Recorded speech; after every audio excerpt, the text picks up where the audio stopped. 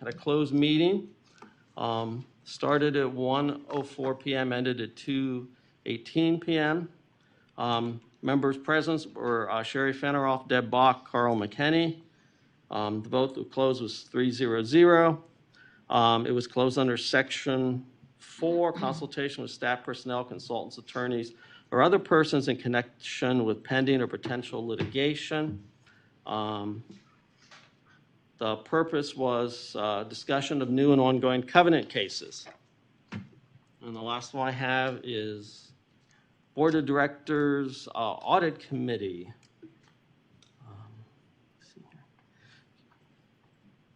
Renee, Rafia, Tim, and Jim were the committee members. The vote to close was 4-0-0. It was closed at 7:10 p.m. and opened at 8:55 p.m.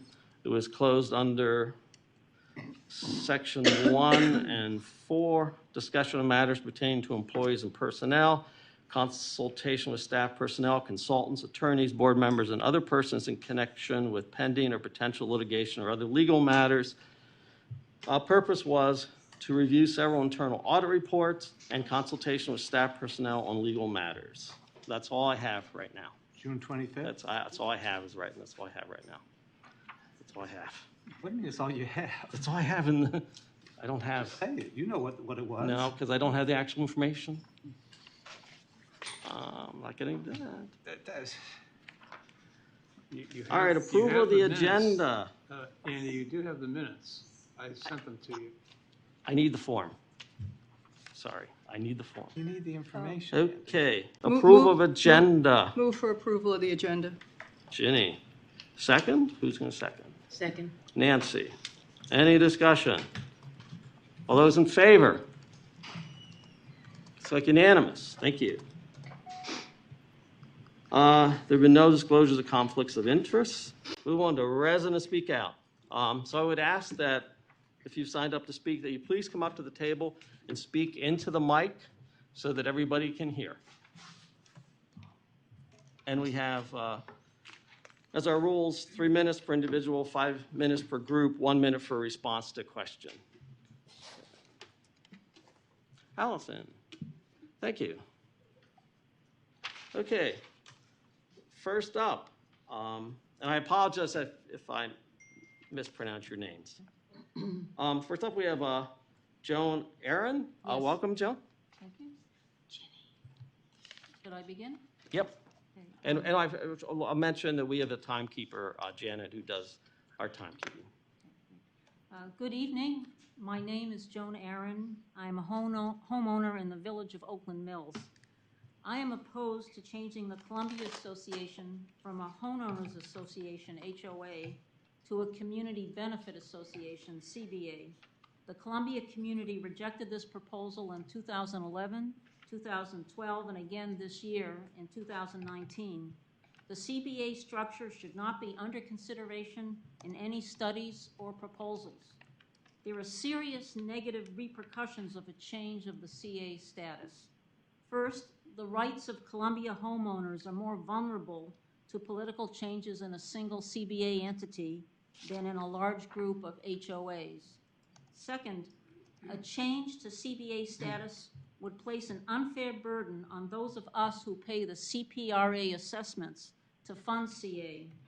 Paid CA staff would push the tasks of following Annapolis legislative issues for HOAs onto volunteer unpaid citizens in the Columbia villages, which remain HOAs.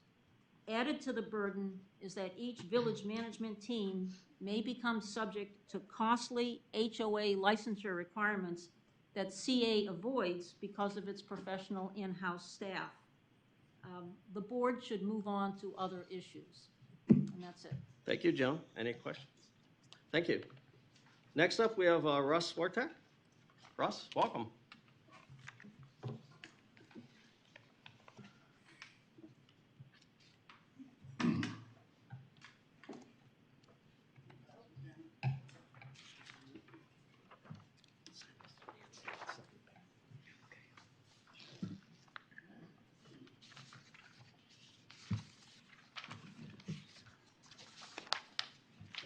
Russ Swatek, the still blighted village of Long Reach. I sent you my written testimony earlier. I'm just passing around a copy of it now. First thing was, I'd like to thank Nancy McCord and Nancy's notes. That was the only way I found out that this CBA issue was still a topic of discussion before the board. I'm very satisfied that this issue was not put into the backup material. You've got a 20-minute agenda item tonight to pick 3 topics to really focus on. I wish you'd really get more open. Secondly, about the CPA, I was lucky. I was down in Antarctica when you addressed the issue earlier this year. But I am totally against it. I don't even want you to spend resources looking at it. Just move on. The community has rejected the idea. Don't even waste your time looking at it. Thank you. Third, I just wanted to give you my preferences out of the 10 items you selected. Your number 3, the master plan for community, including Newtown zoning, I think is very important. The number 7, the commercial covenants. And number 9, having a priority discussion about what your values are before you actually go into budget processes. I think the planning and covenant issues, enforcement, are things that really should start again. Columbia was founded as it's a wonderful place to live based on its covenants and planning. And we've had very little of that recently. And fourth, I wish you would stop having so many secret meetings. Try to focus them on, look for ways to keep a meeting open, not just to close it. Don't look for the legal verbiage to say, oh, we can close it due to this. No, save closing for things that really matter, like maybe personnel discussions where someone might be harmed. Just to the audience, I have the list of 10 items that we're going to choose from tonight, if anybody wants a copy. I'm done. Thank you, Ross. Any questions? Alan? If we were to combine your first 2 choices, the master plan and commercial covenants, into one that's just sort of looking at zoning and covenants as one thing, have a fourth? Most of the other things I think are going to happen anyway. I saw these as being the key things that if you don't focus on the Newtown zoning and planning, it's not going to happen. Thank you. Any other questions? Thanks, Ross. Next up, we have Liz Schoen.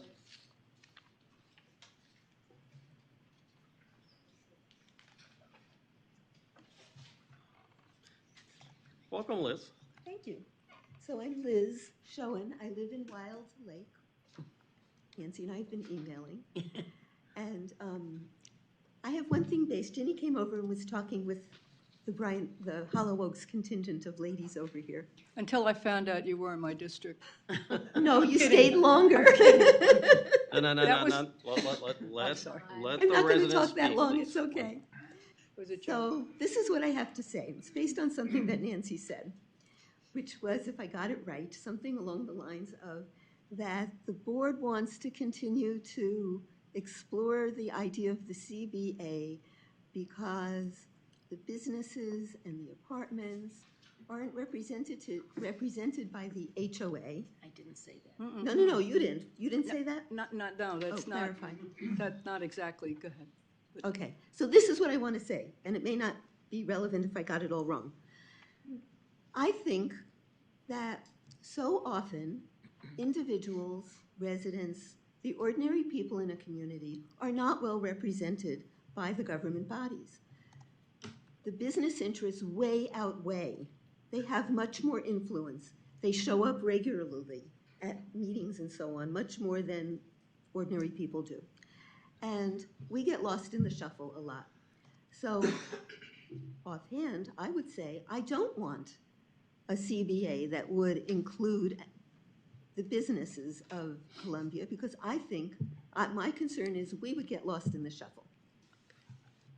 That's what I have to say. Thank you, Liz. Any questions? Thank you.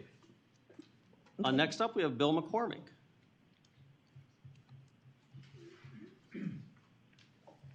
Welcome, Bill. Yes, thank you. Ooh, okay, it does pick Yeah. up pretty well. It does. And hopefully everybody in the back can hear now.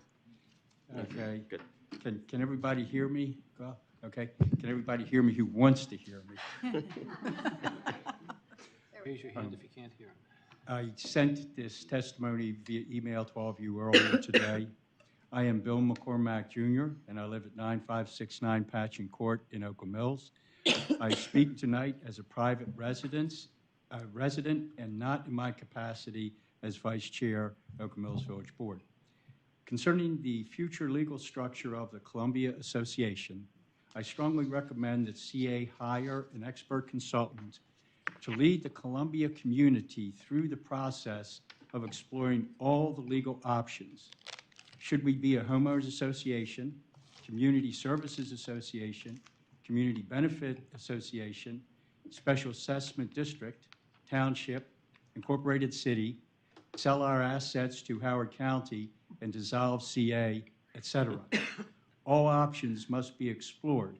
Something as critical as changing the legal designation of CA should have a long timeline of public presentations, discussions, forums, and legal advice to provide for a thorough vetting of all the pros and cons before a decision is made. My personal concern is that the rush to change CA to a CBA is just the prelude to selling all CA assets to a large developer. That includes over 3,600 acres of open space. My fear is that most of the developable open space acreage will be developed. Goodbye, Columbia. Thanks for listening. Thank you, Bill. Any questions? Alan? Two questions, Bill.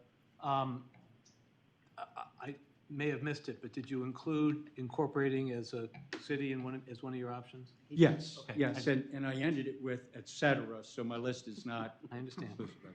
As you think about it, would you want this expert, I'm trying to think of what an expert consultant would have to be expert in to make, so would it be someone who's expert in leading communities through difficult decisions, or someone who'd be expert in the issues involved in the topic? In your thought, what was My what thought, kind of expert were you looking and for? I'm a novice at this, my thought would be find if there are consultants who have done similar organizations and taken them through a similar process, because I understand that there are some organizations who have gone through changes like we might be contemplating. And so I'd look at that personally, see if people have that experience. Thank you.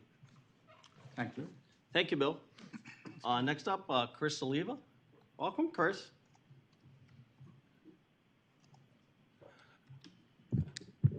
Thank you. I'm just going to speak extemporaneously and elaborate on a few points in the report that I dispatched over on the 13th, as well as an update today.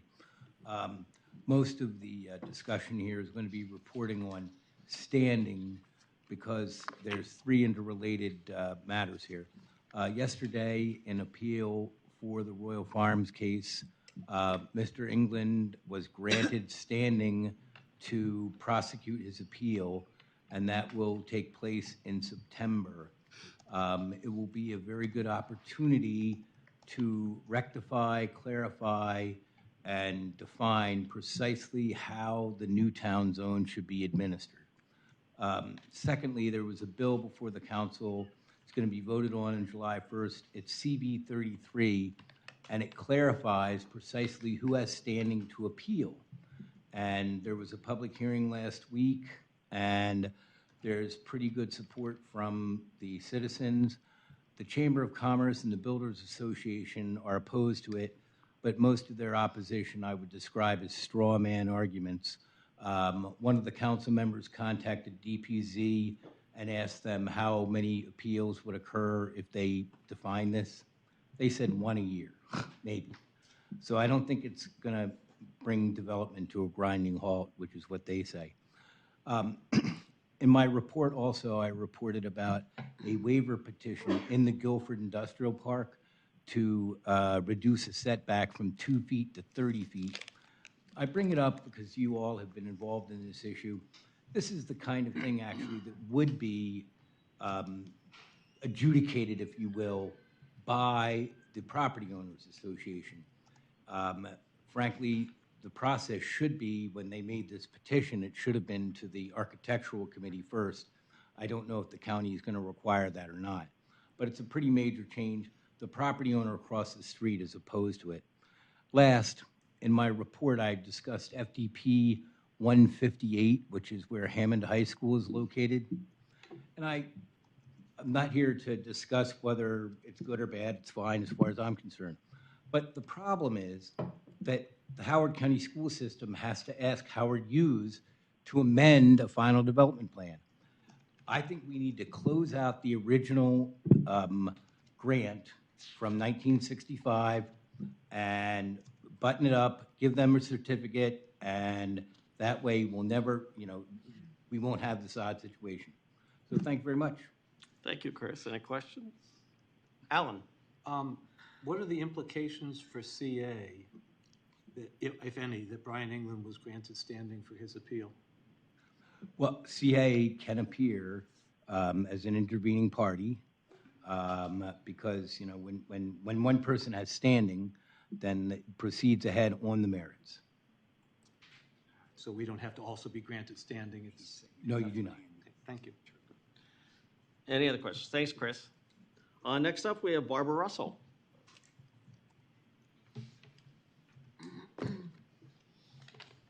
Welcome, Barbara. Thank you. Do you miss us?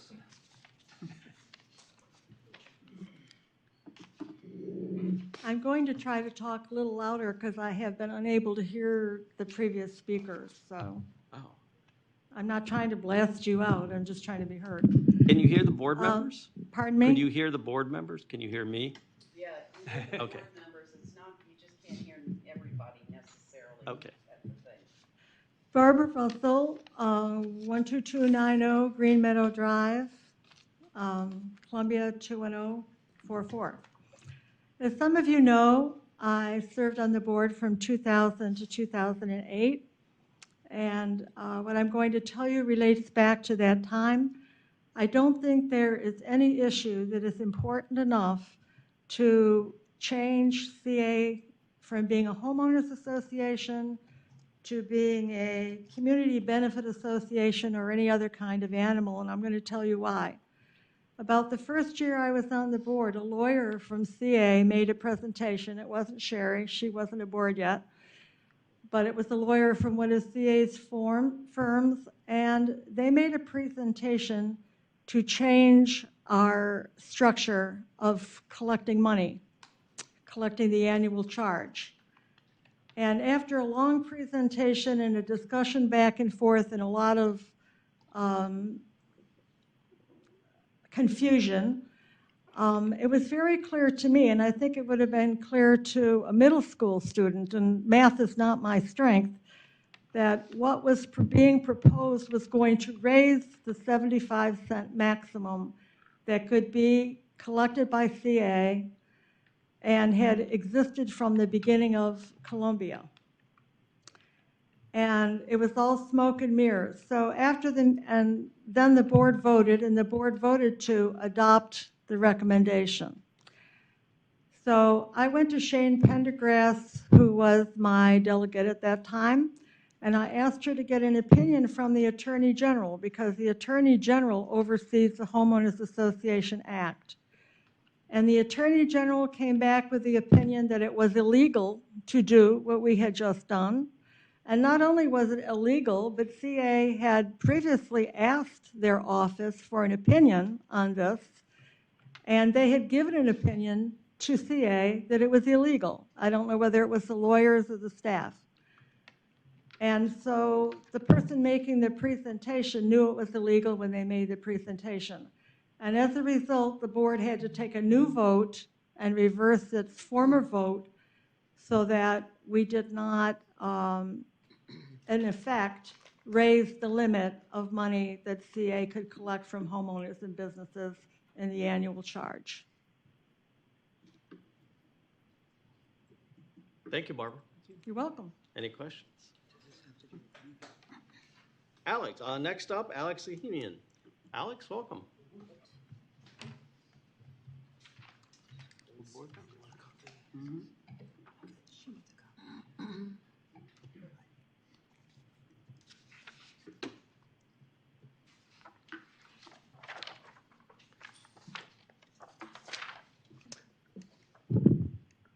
For the record, my name is Alex Hakimian, former CA board member from Oakland Mills. You know, it's kind of sad. Trying to make the CBA proposal a strategic initiative is like watching the board members being led over a cliff.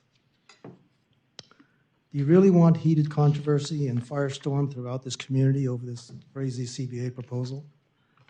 Why in the world would each of you want to risk bringing so much anger and disdain on your reputation and your legacy at CA? Look, it's bad enough that you met in closed sessions last winter when drafting the proposed CBA legislation. But didn't you realize that you would now make public perception even worse by meeting about the CBA, its relation to the lien issue, and these initiatives with a full board and in ad hoc committees in private and out of the public eye? How is it that normally good people at CA choose to make one bad mistake after another? I'm saddened that you've lost people's trust. People have reason to believe that the rationale for CBA is on such shaky ground that CA can't bear to prepare its proposal in public. You know that the people of Columbia are very perceptive. They now take with a grain of salt any claims that making the CBA an initiative merely allows you to study it. People know that once it's an initiative, it would be a slippery slope toward approving it. From this point on, such a study, even with some public input, would be seen as a thinly veiled charade for going ahead and voting for the CBA later this year. And it's not believable if you say that you're only interested in studying ways to solve the lien issue. People know such a study can be misused as a backdoor for trying to reintroduce the CBA. People in the know say that the CBA wouldn't solve your lien issue because you can't circumvent the constitutional right of due process in the Maryland Contract Lien Act. The court has already suggested a solution to CA. You don't need to make it an initiative to study it. The court says just comply with the existing law. So the message is clear. Changing CA structures so that it's no longer a homeowners association was already suggested 3 different times over the past 9 years. And in all those attempts, many Columbia residents were outraged and the proposal went nowhere. It was found to be a bad idea then, it's a bad idea now, and during all this time, people have not seen any valid and compelling reasons for taking such a drastic step. There is no believable case for it now, not next month, not next year, not any time. You would be wise to stop this madness now. Regain people's trust tonight by discarding the CBA and going ahead and voting for initiatives from among the other 9 subject areas. Alex, you have to wrap it up. Well, all I'm going to say is move on. Don't you think that you have much better things to do with your time? Thank you, Alex. Any questions? Thanks, Alex. Next up, Rebecca Palmgeist? Palmquist, sorry. Welcome, Rebecca. Thank you.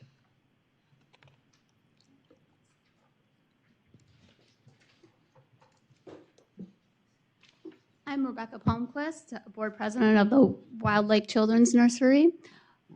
Many of your neighborhood centers operate schools, more specifically co-op preschools, including Wild Lake Children's Nursery at the Faulkner Ridge Neighborhood Center. As you listen to the neighborhood center's presentation tonight, I ask that you keep this in mind. 36%, or 5 out of 14 of your neighborhood centers operate the 5 out of 6 co-op preschools.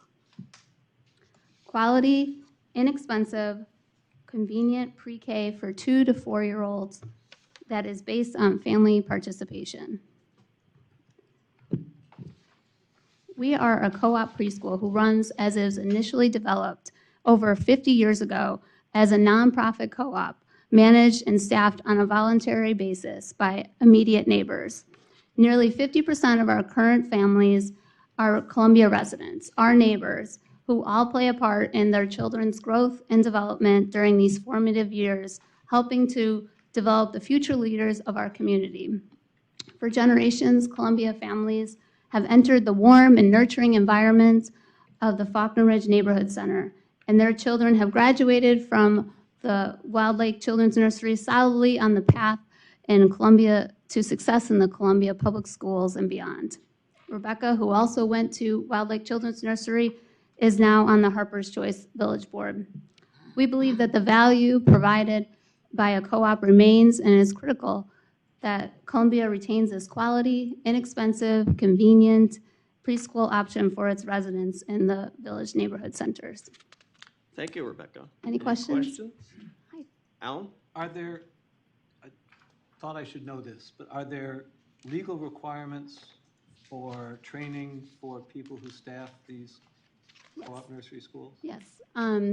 As a teacher, you are required to, for the Maryland State of Education, you have requirements depending on if you're a lead teacher versus assistant teacher. And then they also have continuing education hours that they do each year. 12 hours if you're a lead teacher and 6 hours if So you're. it's not just random Right. And people if you're, coming in to volunteer? right. So it's run by the teachers and also the families. And Thank so there's always a lead teacher and a teacher. And then if one of them has to be out for some reason, then there are substitutes who are also fingerprinted and background checked, who are from the families, but they are fingerprinted and background checked and cleared medically to be an assistant teacher. Great. Thank you.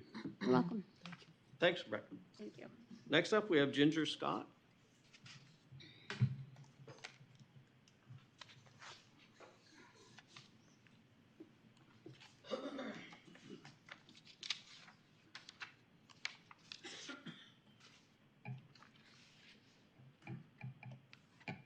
Welcome, Ginger. Thank you, Andy. And please speak into the mic. Yes, I will. Hi. Yeah, bring it closer to you. Good evening.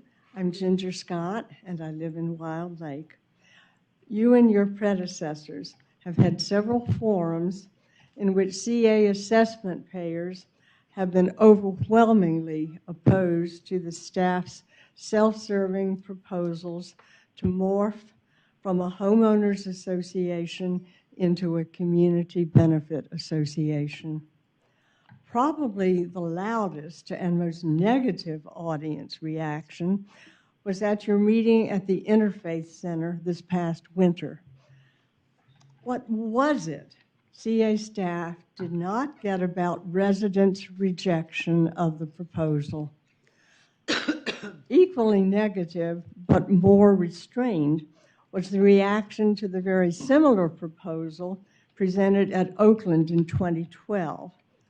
Some of you may recall that when CA began introducing their full contingent of presenters, State Delegate Frank Turner intervened, saying that he, and probably some of his colleagues as well, had come to listen to the residents who had turned out to speak. And speak they did. The standing room only crowd was either unanimous or nearly unanimous in its opposition. Among the most eloquent opponents was a member of the Wild Lake Village Board. Tom and I were so impressed with her speech that the next spring, when she ran against Wild Lake's incumbent CA board representative, we logged many hours and many miles on Nancy McCord's campaign trail. I hope Nancy will share with you her talking points from that Oakland meeting. Thank you. Thank you, Ginger. Any questions? Thank you, Ginger. Thank you. Next up, we have Cynthia Coyle.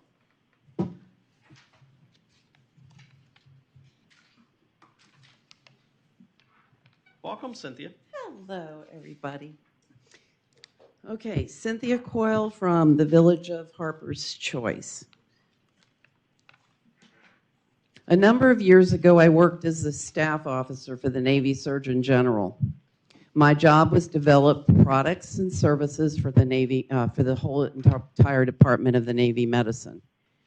I held numerous jobs since then and even served on this board of directors for 6 years. All of these jobs built on my experience with strategic planning. As a matter of fact, it's one of my go-to positions. I am very strategic. So why do I tell you this and why does it matter? Because I am intimately aware of what it means to be involved in strategic planning and the execution of that planning. An organization should never place in its strategic plan ideas or concepts that the recipients of those plans do not want or desire. In March, the residents turned out in force to make it clear that the CBA is not the best interest of this community. No one on this board or staff has fully articulated in any way why this is necessary. When you place something in a strategic plan, it is not a question of whether it will be done, but rather a matter of when it will be done. You promised that you would explore this with the community. You have not done this. If you did this, you would not be putting this on the agenda. By virtue of the fact that you have placed it in the strategic plan, you will be making a commitment to removing for all time the concept that was envisioned by our founder, Jim Rouse. Thank you. Thanks, Cindy. Any questions? Oh, sorry. Yeah, sorry. Thank you. Next up, Diane Beal.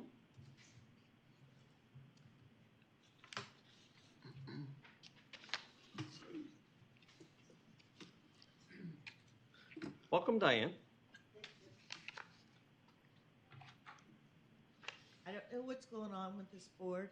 I don't know what's going on with the president, but the president needs to leave, the board needs to change, and we need to get rid of the CBA. We don't need this. We're a homeowners association.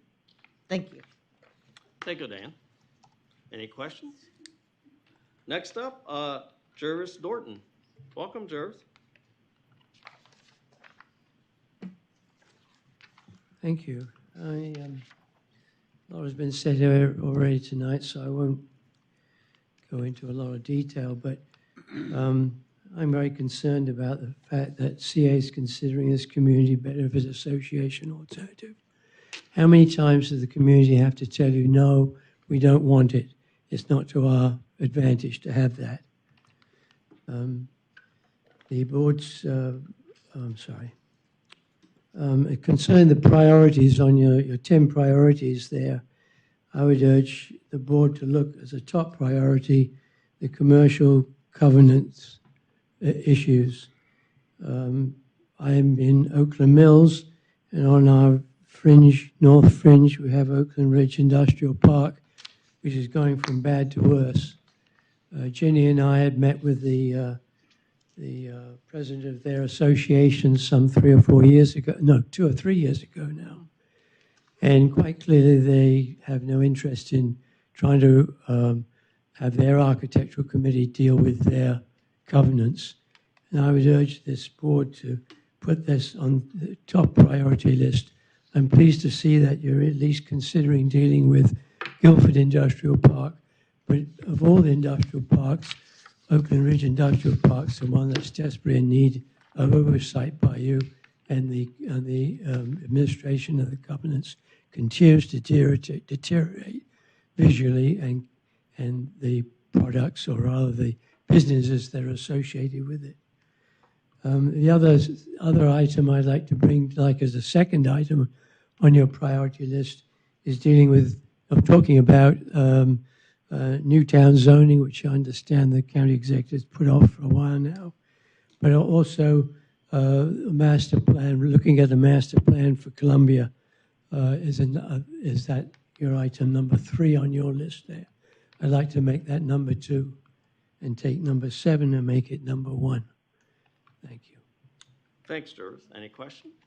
Alan? You may have said this, and if so, you don't need to repeat yourself, but in terms of the Guilford, there's been a lot of sort of advance work to talk to people there. Has there been do we have any idea whether the owners of the land in the Guilford Industrial Park have any interest? No, the only first-hand information I've got is I met with I don't remember the senior, Mr. Smith Senior, Smith. I can't remember the name now, but they're on Red Branch Road there, and he was the chair of their association. I met with them and got nowhere with them, and so at that time I was either on our village board or I don't remember now exactly the timing of it, but Jenny and I went and met with Smith again, and I think he had one owner there, Jenny, didn't he? And quite clearly, he said, basically, we're running our business here. We don't have time for this nonsense. And basically, they're not interested in seeing their covenants administered. But when you look at the covenants, the parties to the covenants is HRD, and they, by default, they don't do anything. The other party of the covenants is CA, and the other party to the covenant is any owner in the industrial park. So it seems to me that the only ones left that can do anything is CA, and it's time they did something about it. Thank you. Any other questions? Thanks, Jervis. Thank you. Next up, we have Joel Broider.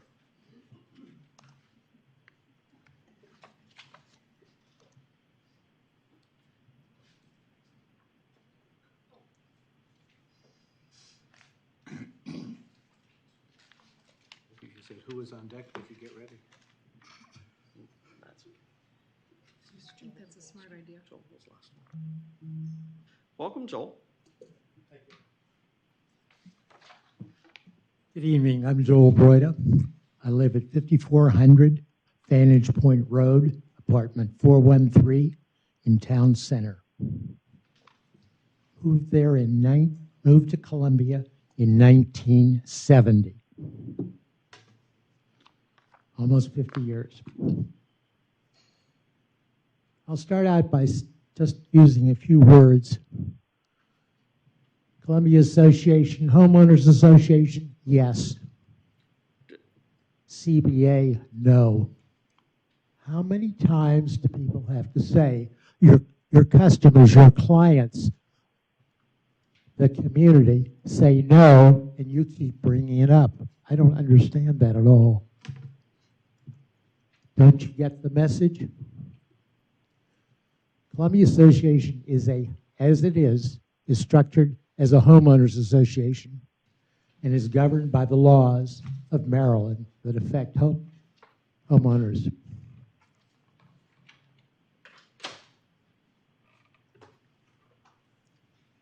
They get consumer protection because of that law. There is no law in this state that will protect the CBA, which is unknown, hasn't even been put together yet. The last version I saw in the spring, you sort of kludged the two together, which sort of nullified each other and didn't become anything. I keep asking myself, why? Why does Sherry do it? Why does Milton do it? Why does Andy do it? And the rest of you? Don't you have anything else to do? I used to kid my wife, but I was serious about it when she was on this board for a short period of time. That this is the Columbia Parks and Recreation, the equivalent of Howard County Parks and Recreation. Why don't you be a good park? As we came here, they are hauling away tons of trees that have been cut in the last 2 weeks.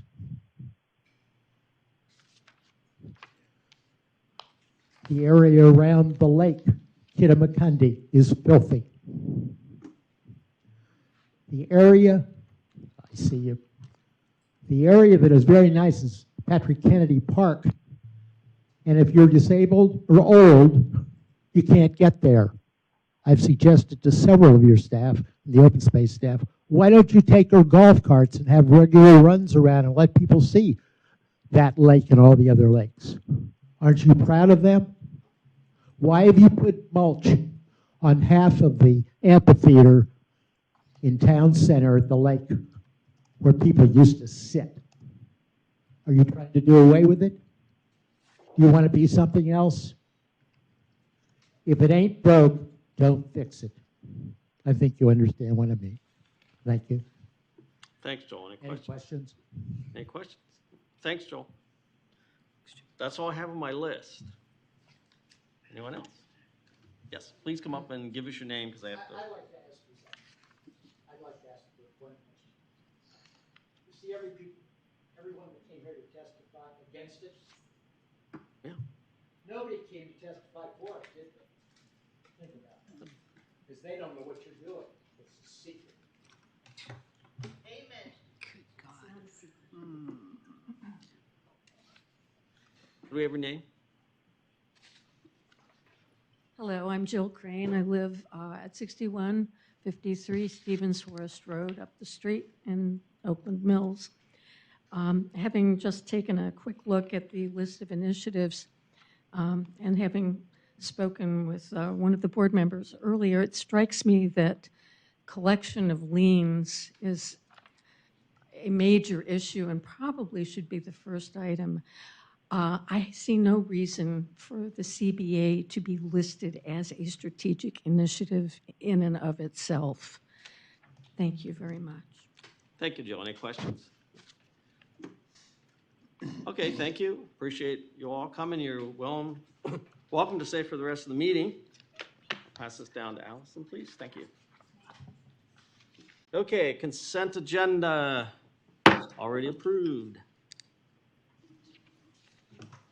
Okay, move on to the board vote section. The first up is goals and objectives for leadership development. And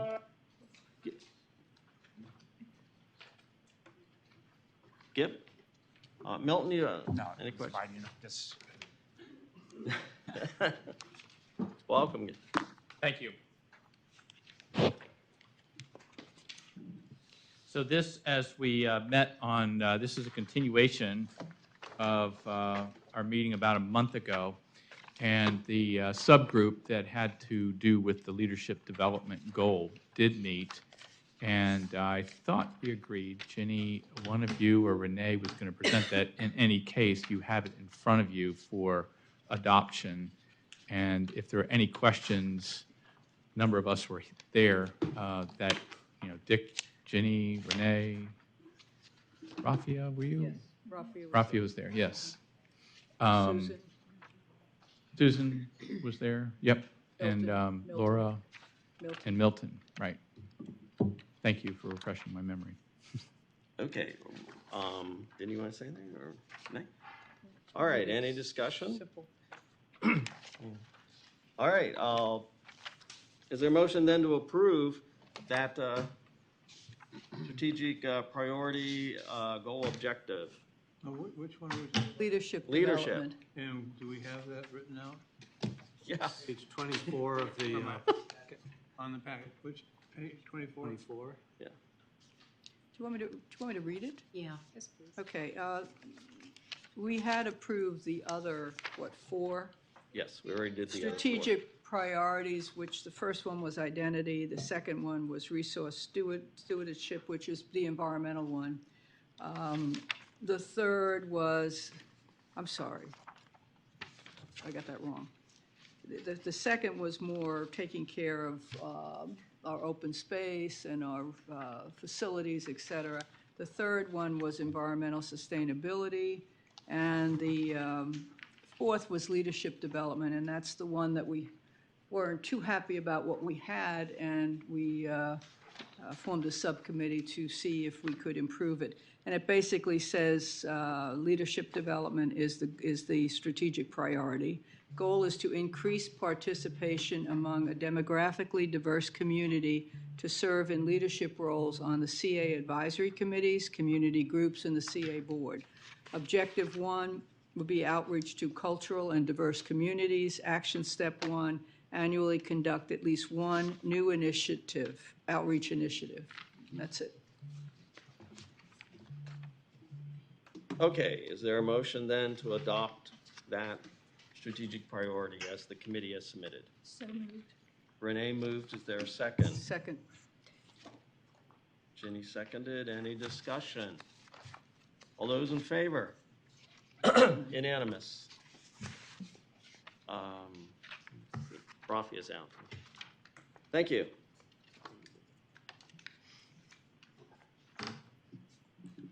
Thanks.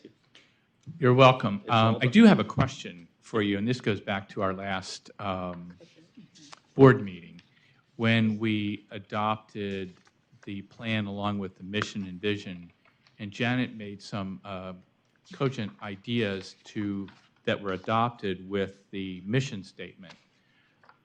The question I have is, every other part of the plan has included a staff and board discussion. That, obviously, being a board discussion, did not, and I'm wondering if, you don't need me to do that, obviously, but I do wonder if that, and I do think it's a good idea personally, that the staff and the board, as have brought through all the other goals and the vision and so forth, that be a discussion maybe with the staff as well on that. So that was the one part of our goals and our vision and our mission adoption that didn't have that discussion with it. And I'm not saying they're bad decisions, but I do think that process of including the staff with that is one that we started with the beginning. I think it's a good one.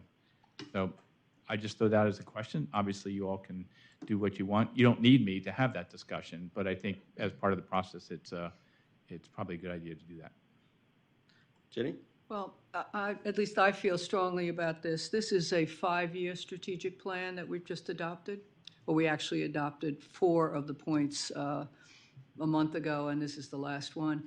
But I feel strongly that we're not going to wait 5. I hope the CA board doesn't wait 5 years, that the CA board and the residents will look at, okay, where are we in a year from now? What have we achieved? What haven't we? What needs changing? So we should be willing to do that and not make it wait 5 years, as things change. So I think you're right. I agree with that, looking at it. I do didn't think your mission and put it on vision the is other, unlikely to change every year. So that's the one thing that's No, I probably going to stick. understand. Yeah.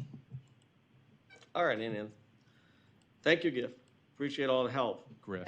Thank you. Griff, sorry. Thank you. Yeah, thank you for all your help. Yeah. You're very welcome. Thank you. And then we'll publish the. Yes. Yeah, you should explain what the next steps are. Yes, we did. Just checking. Yeah. Yes, we have a new strategic plan, new mission and new vision. Andy? Yep. Should we take it back to senior staff? I'll ask Milton.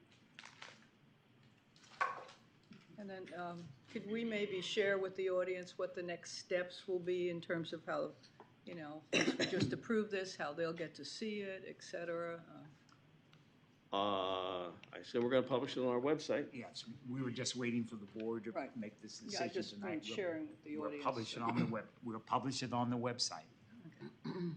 And I will say, in answer to your response, every year we will review it because we will get a report on the update of how things are going with the strategic plan. Yeah, I just wanted to make sure the audience understood what happens next. Okay. All right, next up. Okay, board work plan, strategic initiatives for the board. Lori, I'll welcome you up.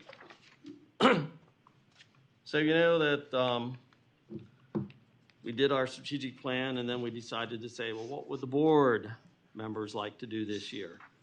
And so at our work session, we had a brainstorming session. We came up with 10 items. And by the way, they were not ranked in priority. They just happened to be 10 items that we came up with. And what we need to do is figure out which of those we think we can work on this year, because we have limited time and it's impossible to do everything. Lori, anything like that? Yeah, I'd just like to add, having heard the testimony, I would just like to add that my interpretation of the purpose of this was for me to come in and help the organization, help the board be more strategic in their thinking. I'm surprised to hear that a brainstormed list got shared as something that is in any way anything other than a brainstorming list. What I have for you now is the summary of just criteria 1. So we also brainstormed some criteria. How might we consider these things if we're being strategic? And so the question I have for you that I'm going to ask you to think about as you go through this is, I want you to consider the testimony that you heard in relation to how helpful is it to hear testimony about things that you may consider before you've considered whether or not you're going to consider them. Okay. That's my question. So what I have here is I recognize that what we did was we created a Google Doc. We threw the brainstorm items up and said, what might some criteria be that we would look at this from that perspective? The purpose for the Google Doc was not to replace any sort of public testimony or any sort of a vote. It was to give you all an opportunity to explore the issues in the space that you do not have in a board meeting. So I just want to be clear that that was the purpose. And we got a lot of really good thought, a lot of good data, some consensus, some disagreement, some push and pull. And what I did was I took a summary of just criteria 1. And criteria 1 was, is this issue essential for us to consider for the coming 12 months? In other words, cannot wait, must move forward, critical, urgent, all of the synonyms that you can think of for essential are what my interpretation was of our conversation 2 weeks ago about what that might mean. The second option was, is it desirable? If we had the resources, if we had the time, if we had the energy, is this something that we would move forward on in the next 12 months? And then the third option was, can wait to be reconsidered in 2021. Given limited time, given limited resources, financial, staff, board time, et cetera, is this something that we really can kind of push off and say, not either essential or desirable? I got caught up in the synonyms and I can't remember which ones we had chosen. So today what I did was I went back through the Google Doc and with a little bit more of a fine-tooth comb, and I've got a printout for you of that summary.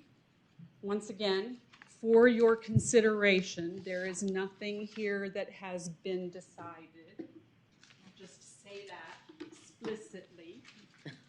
No decisions.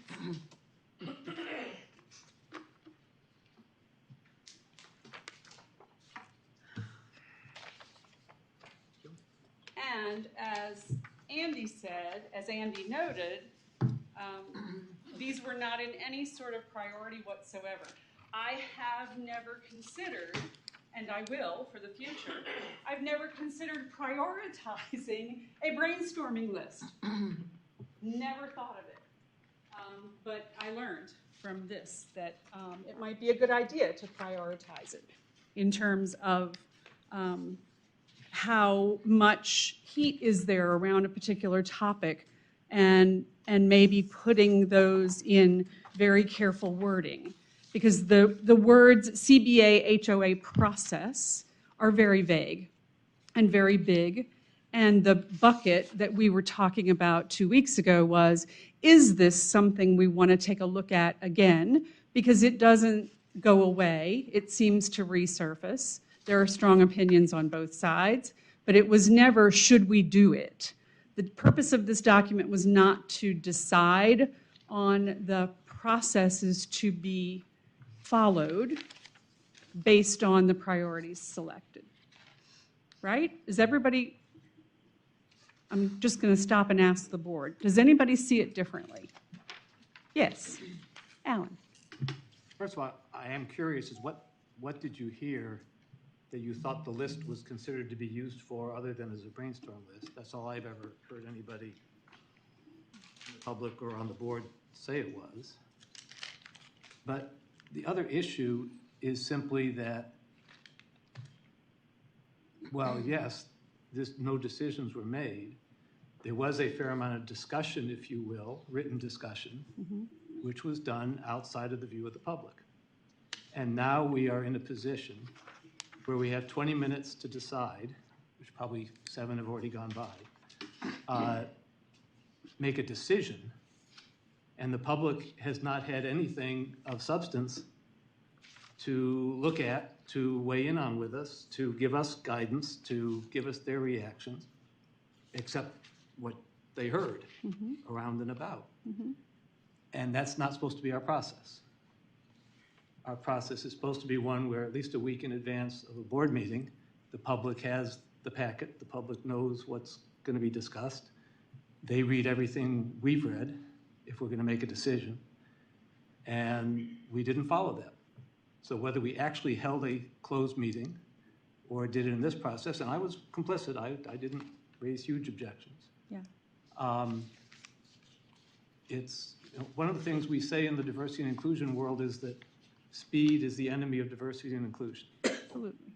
And we chose to do it this way so we could get it done fast and not wait another month and so on.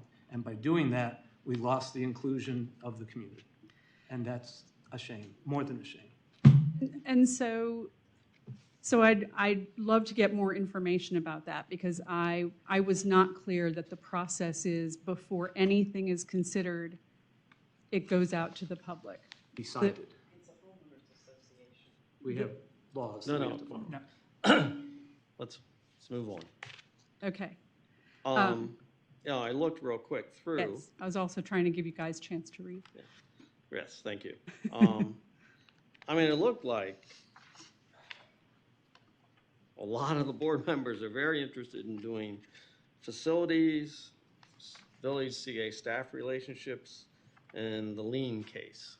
That's what I gathered from this, right? It looks like there is fairly good consensus there. The one that I would call to your attention is number 3, the master CA plan, is possibly number 4, if you were to pursue 4. Sure. All right, so let me ask, just so we all have an understanding. Facilities. Okay, what we were talking about there was, dealing with very specific facilities, Haven, Fairway, Long Reach Village Center, neighborhood centers, tot lots. Okay, so understood, right, from the board that focus there is on very specific.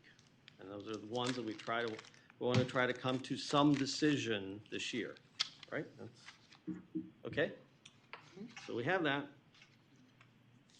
Okay, village staff, CA relationships.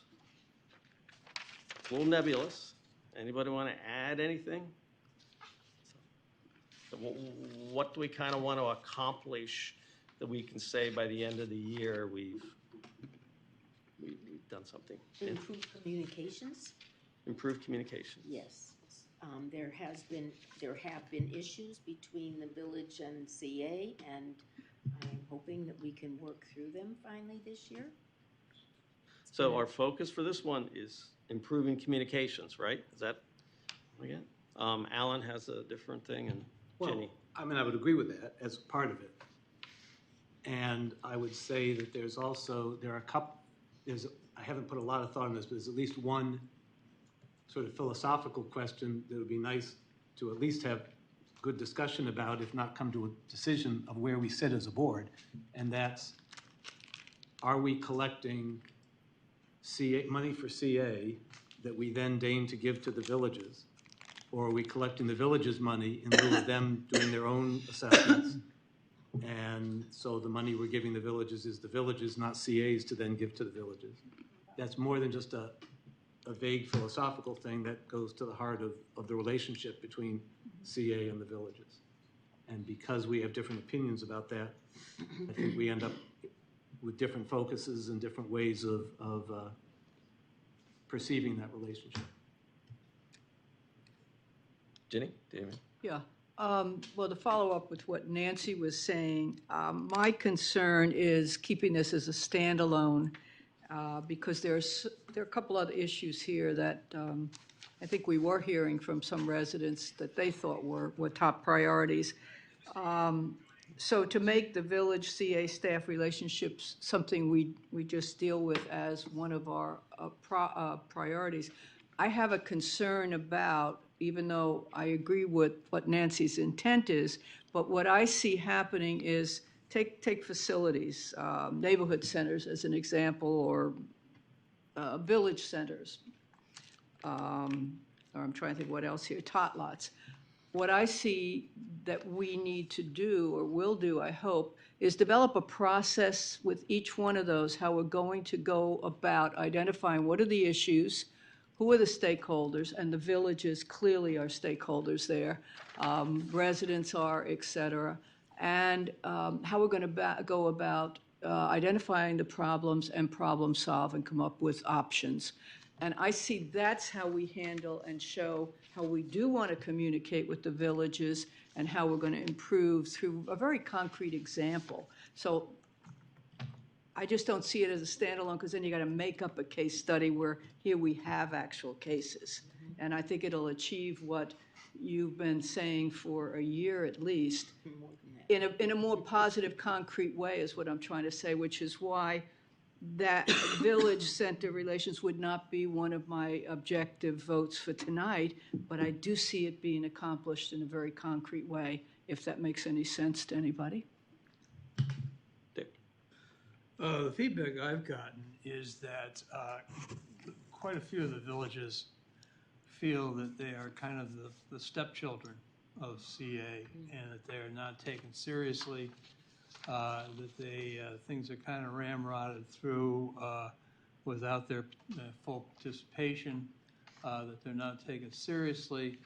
And we seem to have a philosophy among some people on the staff that the board doesn't represent them, that the board represents the corporation instead of the individual villages. And so I think this is something that has to be addressed as well. Rafia? Yeah, I think I'm the one who brought this up as, stand by itself. Can you move your mic closer? Just bends. Just bends. Having here working with CA for over 30-some years, and one of the problem always has been the lack of trust. And I really think until we fix that, no matter what initiative we are going to take, we are going to, really fail at it at worst. The thing is that the villages really are, we have interdependency with the villages. Yes, the villages does the covenant enforcement for us. They make sure the properties are maintained well, so the properties maintain the value, so your values goes up, and so CA can assess and get better, annual charge or whatever. And likewise, there are, for example, right now we are looking at the village neighborhood centers. I think that, well, it's not up to just the CA to sit and say, okay, we are going to do this village center, not that one, rather than bringing them all at the table, letting them help us set the priorities, let them all, be coherent about this whole project and say, okay, what makes sense? That's what I mean, not just communication. I want their real involvement as to help us, and that way they can start saying that, yes, CA really means what it means, and that they will start trusting the process. Because that's what I've seen over the years, that was absolutely, the trust has been broken, and it was broken in the late 90s, and I was there when it has happened. Prior to that, there was a very good working relationship with the villages. So I just thought that we should look into it, and we should explain to them what exactly had, now that I'm outside of the staff, I can share with them what has happened, why their view was that not trusting, and that's when it started. I think we have to start And this is a good example of the neighborhood centers. You know, how can we just sit here and say, okay, it should be Wild Lake or it should be Oakland Mills? Without the villages and their boards, they're coming together and helping us set the priorities for them. Then they will feel they're part of the process. And then they will feel that, yes, you know, CA is doing right. And that's why I thought that the trust issue is a very serious one. And if we do not establish that, everything we want to do, there will be a fight, and truly, and rightfully so, because, you know, and true, I could see that sitting on this side, I used to always question myself, why does the board doesn't trust CA staff? Why does the villages doesn't? And I can see that why. It's really becoming very clear to me now. Not that anybody have done anything wrong or wants to do wrong, but this misconception has to be straightened up in order for us to truly work together as a community and bring the Jim Rouse's dream to alive. And we have really stopped being the neighborhood, the residents, the camaraderie we used to have in the early 70s. That's what I wanted to say. Dick, and then Lynn. Following up on what Rafi just said, the village, the neighborhood centers. This was a situation, I've read the report that has come out from our staff, and one of the things I had asked for was input from the villages. And the report we got is all about how much this stuff is costing CA. And nothing is in there really about how important these particular neighborhood centers are to the villages and how they can use them, how they could better use them. It's just how costly it is to us.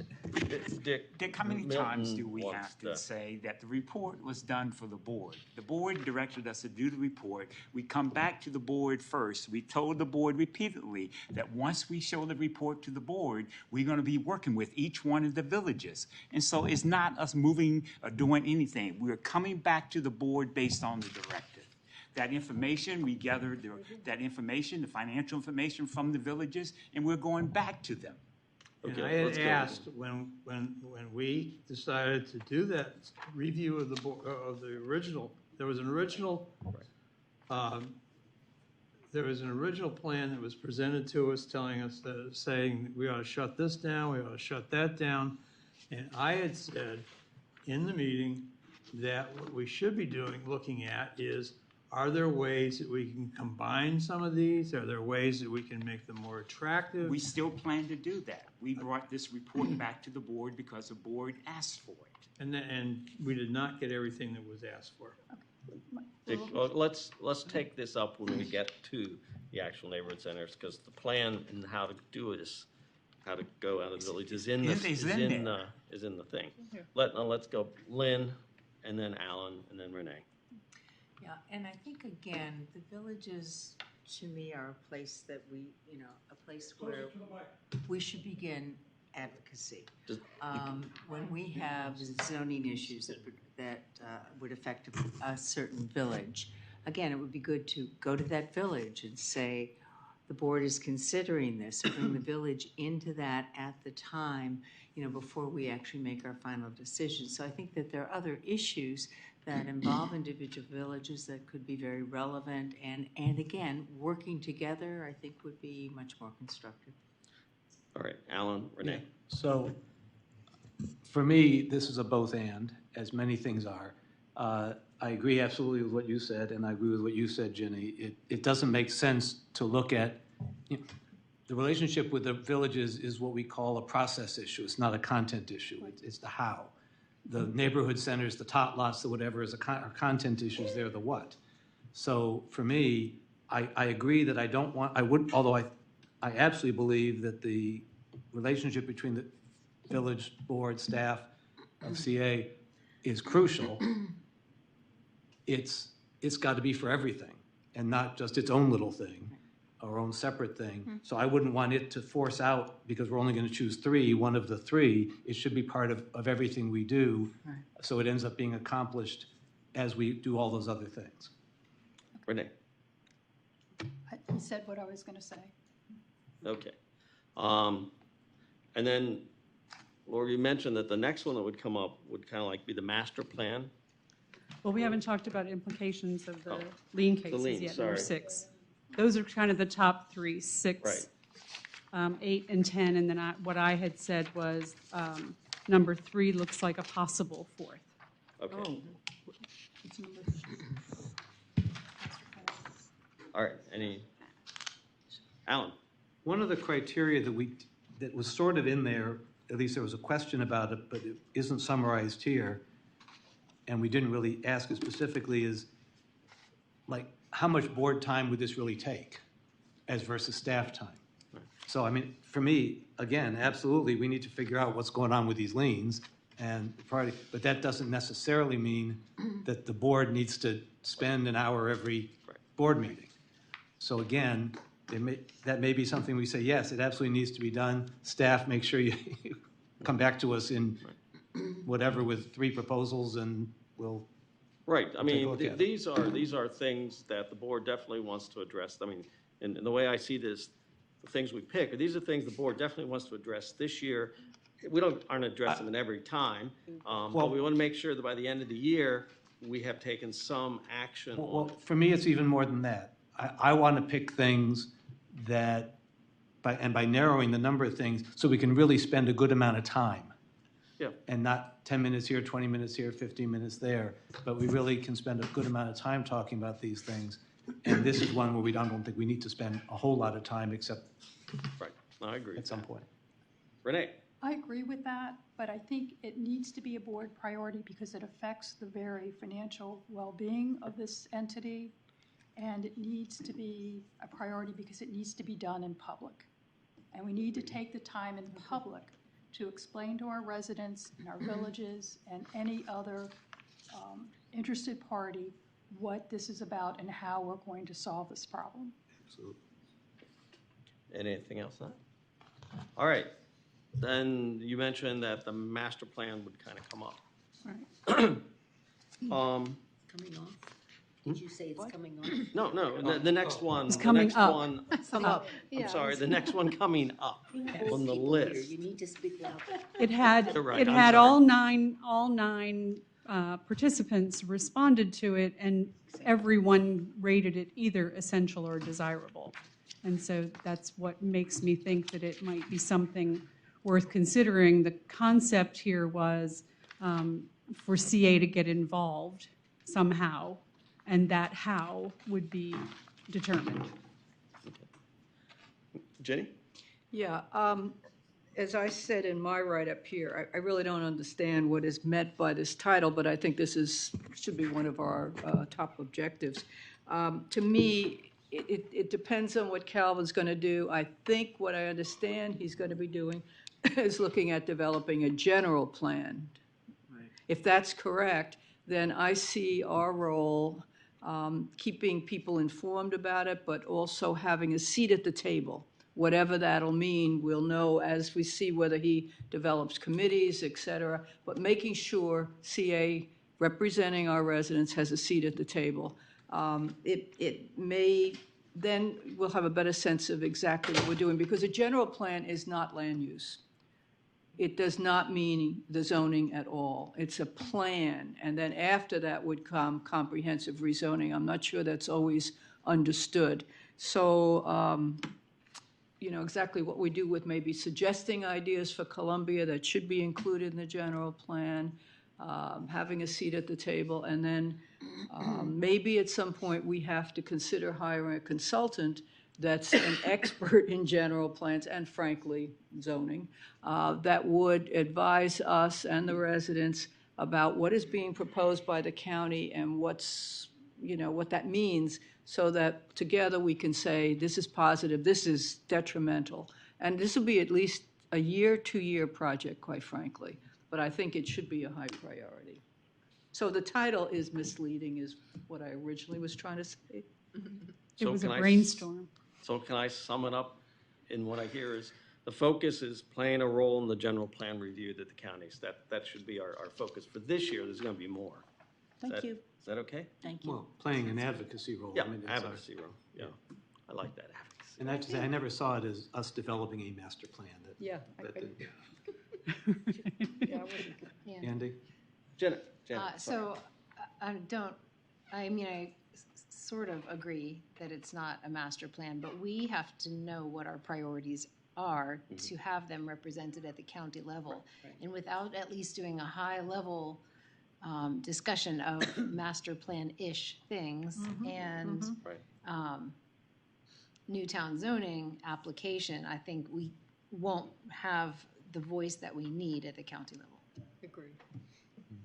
Right, we got to figure out how we want to present things to the county to ensure, as part of your advocacy. Dick? I think this has a particular urgency because we don't want to see the train leave the station without us. And some of these things we can look at over a period of time, but this is something we really need to be in on at the get-go. So I think it's a very high priority that we start thinking about these things. All right, we're almost out of time, so let me ask, is there any other of these 10 issues somebody wants to talk about? If not, I'd like, Jenny, yeah. Wow. Okay, come on, we're almost out of time. No, what I was going to say is there's a couple other things on here, like the Guilford Industrial Park, and what was the other? Implications for the lien. If they don't become top 3, those are things we could seriously think about in terms of setting goals for Milton. Our presidents, we still have to do that. Right, we still have to do that. So, and that would also be public, but that's one way we can handle some of these. All right, Dick? In order to simplify things, I think there are a couple of things that we can eliminate at this point and maybe let these good people go home. No, what we're going to do is vote on the top, what are the top 3 or 4? So Pick 2. well, that's what we're going to do, because those are the things we're going to focus on this year. Okay. So we want to have it done. And the plan was 2 weeks ago that Right. those would 3 be to focused, 4. but the others would not necessarily go Right. away. Right. And the other thing that I think is important to clarify is something that came up 2 weeks ago, which is if an emergency arises Yes. in any of these 10 or any of the other 10,000 possible emergencies that it would arise, none of these would take precedent over an emergency situation. Right, Like an example would be Village Center redevelopment. right. If something happens, Say, we'll some- come on. some- All right, so is there a motion then that we, the board, So as the Alan has his board, hand up adopt, just a second. Okay. Adopt the top, for our issues, the facilities, there's not in any particular order, I'm just going, facilities, the village CA staff relationships, the lien case, and the master plan. So moved. As focused, as focused is what we said here now. So moved. Okay, Alan moved. Second. Renee The girls. seconded. Just a second, give me a chance, I gotta write this down here. All right, all those in favor? No, do you have discussion on that? Discussion. Yes, we can have discussion. You have discussion. Discussion. Jenny? Just discuss. Okay, one more attempt. I would rather put the Guilford Industrial Park as a real priority. I know that'll maybe take a little bit of time, but I'm honest about the village CA staff. I don't want to give you the same speech I did a couple of minutes ago. That will be in everything we do. It has to be. I don't know how you do it as a standalone. You have to show that you're doing it with neighborhood centers, tot lots, village center development, everything. So we're wasting an objective here by making that a standalone. Amen. That's it. I think that the top ones that we voted for, the ones we just voted on, I believe, or haven't taken a vote yet, about to vote on. But I think the Guilford, although it's very important, we could make it part of Milton's criteria very easily because he's the one who's working on it and it is underway, but it still has a way to go. So I don't think at this point it's an issue for the board. Dick and then Alan. Yeah, I think we do have to look at Guilford. I like the idea of turning it over to Milton. Also, I think that it kind of slides into the facilities / master plan area and might come up in those discussions. No, I don't want to broaden all these things No, it so doesn't. broad that they think, Alan. Yeah, well, it does to me get schmurgled in with the master plan because it's part of the industrial parks are part of the overall plan for Columbia. But I think it's something the board has already said we want to do. We've put it in management's pocket. I think because it's not one of our 3 or 4 things that we want to focus on, that doesn't mean, for me, that I don't expect management to come back in good order and good time with ideas and keep moving it forward. Right, I mean, it's already in process, particularly. May I ask a question? Yep. So do we give Milton tasks, I mean, use the word tasks or goals? Next month, we So- approve his goals for the year. So we could specifically, okay, so Yes. I'm good, okay. We're going to have that discussion next, No, that's, in I July. don't know, so, Yes. thank you. All right. Hearing no further discussion, I'm going to call the question. All those in favor of the motion? Looks like unanimous. Thank you. All right. Move on to board discussion, 5-year capital improvement plan. And thank you, Lori, for putting up with us. And we Sure, it wasn't easy. do appreciate your consolidating and kind of helping us along the way. Okay, we're going to move on to 5-year capital improvement plan. Milton, anything you want to? And we have a presentation to make to the board. By the way, I will take these 4 items, and I will start working them into the calendars. I will work with Milton to see when information can come. And May I ask a question about that, Sure. working it into the calendar thing? Can members of the board over the next week or 2 sit down with you and drop a list for the facilities and put them in some order so we have an idea of what's the priority? Or we can sit down with Milton and. I would, see what I'm going to do, sit down with Milton, is when can staff have the information the board is going to need? So I don't want to say we're going to do X first when it'll probably take 2 months to do X and we could do Y in the meanwhile. I appreciate that, but what I also appreciate is that many of these, this quote-unquote facilities involve our residents Yes. in our villages, and as much as I'm concerned about when staff can report out, I'm also concerned about getting the villages and the people in the villages involved in the process Okay. before rather than after. Right, but Staff that's report. part of the reason why, to figure out where we might address each of these so we can let everybody Okay, know. as long as that is a Remember, public it's only schedule. tentative. Remember, it's only tentative. Right. I mean, But I'd like kind that of to my be a master calendar. public schedule or tentative schedule so that we can work with the villages rapidly to get them on board. So when I put them, It is a tentative schedule to be. yeah, when I put them on the tentative schedule, I'll let Okay. you all see it, and then Terrific. you can tell me how. All right. BOC But then yeah, has that's to what we're going approve to do next. Now you told me what you want to do, so now I'll work it into the agendas Okay, so. in the calendar. All right, Dennis, thank you. Thank you. All this great news you're going to bring to us.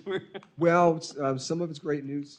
Others of it might be require some forward thinking or strategic thinking going into the budget process. It's a reality check. The reality check. So the capital improvement plan was created as a component for the Columbia Association economic model, allows for better tracking for future major expenditures. So think of it as illustrative. So, we took what we thought should be in the capital budget. Ultimately, the board makes the decision about what goes in the budget. But it gives you a general idea of how much money needs to be spent in capital. Unfortunately, it exceeds what our funding limits we think are, but we'll talk a little bit more about that as we go through this. The CIP, the capital improvement plan, includes those items over $100,000 that don't normally fit into what we now call the Category 3 allocation. It's a 5-year projection, although staff takes it out. So my team looks at it on a 20-year basis because we have 60 roofing systems and a bunch of major HVAC systems, and trying to track those is a lot of work, and so we take it out over 20 years. Can you get a bulk rate on those guys? Pardon me? Can you get a bulk rate on the HVAC system? Yeah. Actually, we do get a bulk rate, but it also highlights the cost for CA to maintain existing assets. So if you take a look at the 5-year CIP, we exceed the $15 million that we believe is what we should spend in capital, or what we can afford to spend in capital in every year except for the 5th year. And if you look back 10 years as to what we have spent in the past, so the last 2 fiscal years, we spent $20 million in capital, FY19 and FY20. Those were very unusual years. And if you take a 10-year average and include those two, the average is around $14.4 million in capital. And if you exclude those two, it's closer to $12 million. So in terms of the $15 million, that's consistent with what has been spent in the past.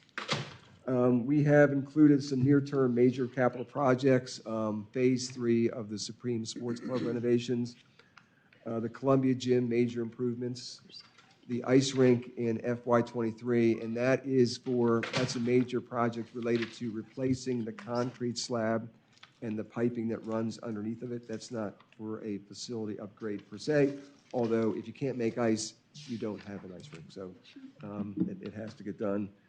Stonehouse and Art Center renovations, we're not going to be participating, well, there is no redevelopment of Long Reach proposed right now, but we have to move forward. And the neighborhood centers are in here, FY21 through FY25. So the summary by category, it really isn't that meaningful. I have the breakout in a full spreadsheet for each of the categories, but it gives you a general idea of where we are spending our capital dollars. And if your category 1 and 2 are things like the slab at the ice rink would be a category 2. The overpasses, which are in the capital budget when they have to be, unless the board makes a decision to take those out of service. Those would be category 2. So those are the kind of category 2 things that are in here. And there is a 3% escalation that's part of this. So we looked at the major cost centers, community centers, aquatics, sport and fitness, open space, IT. Categories 1 and 2, again, category 1 are the board initiatives, things like watershed are in category 1. Long-term energy improvements are in category 1. Category 2 are those major projects that don't fit into the category 3 allocations. Phase 3 at the Supreme Sports Club, the Arts Center and Stonehouse renovations fall into category 2. We used historical cost data. We took a look at scheduled major renovations. We took a look at systems that need to be replaced. For instance, if we know generally when a roof needs to be replaced, and the difficulty sometimes, if you think about it, the roof has 20 years. We can't wait 21. We have to look at it in year 19, because what we don't want to have happen is to have a leak and have a slip. Or what we don't want to have happen is have a major HVAC piece of equipment. You almost have to take it out of service a year early. Otherwise, you might spend major operating dollars to keep it in service. The lead time on a dehumidification system for one of our indoor pools is now running 16 to 18 weeks. So I get your point about equipment. Is it our policy that we just replace roofs on a regular schedule, or do we inspect them and say this? So we absolutely inspect them. Okay. So if we think we can get another year or 2 out of it, then we push it back. Okay. But that is not always the case, and some roofing systems are higher risk. For instance, the roof over the arena at the Supreme Sports Club, where people play basketball, if somebody slips, that's a higher risk than the roof over the swim center, which is not much of a risk, really. Having had a trip on me already, not the new roof, but in the past, in the swim center. Well, the swim center. But I was in the pool. So it has leaked in the past. Yes. Replacement cycles we talked about, and the facility assessment reports where we went out and identified where work needed to be done.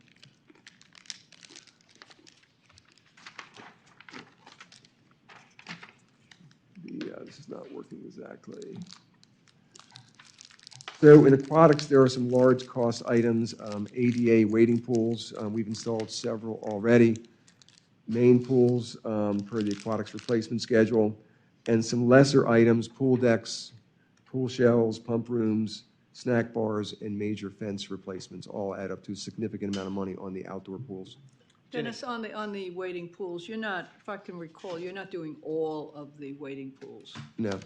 just X percentage that'll have us qualify. Trying to spread them around town. In some cases, it doesn't, let's take Talbot Springs. No, I don't think Well, that's a good Talbot Springs idea. is down a lot of steps, and so putting an ADA waiting pool in there Makes wouldn't no be as sense. productive as at Bryan Woods, which is at grade. Right. So to answer my question, you're doing what percentage, and is it based on, then you won't have problems with ADA? The ADA, it's readily achievable is the legal term that Sherry told me I could use. But there is no set percentage. But, it's based on, readily achievable is based on the resources of the organization and the cost for the improvements. So where we can spend the money, where we can afford to do it, where it makes sense, we're making ADA improvements. But my gut feeling is over time, ultimately, you're going to have to do something everywhere. We're slowly working our way through the low-hanging fruit in terms of where we put the ADA waiting pools. But What's the cost again? Because it's pretty expensive, I thought. I think we spent around, I want to say it was around $350,000 or $400,000 on the last one that we did. They are expensive. You have to take the old one out. Milton. Why do you believe we have to do it everywhere? Because That's right. Well, that's and that's not in the 5-year plan. It might be, I think in the long term. Well, but no, I thought the practice was as long as there's an accommodation within reasonable distance, you don't have to outfit we have 23 outdoor pools. I understand. What's interesting is what's required in people's mind does change over time. So, for instance, I got a phone call on an ADA accessible family changing room at an outdoor pool. We have those at the indoor pools, but we don't have any at the, we have a kind of one at Swansfield, but we really don't have any. But so the standard gets a little bit higher over time. And my concern is that as we move, as 20 years from now, and we've worked through all the easy stuff, and if we have the financial resources, but that's way down the road. 20 years down the road. Alan. I won't be here. I guess for me, it's would love to be able to do all, because that would be best for the 100% of the people, but we may not be able to do all, so we have to include budget as part of that.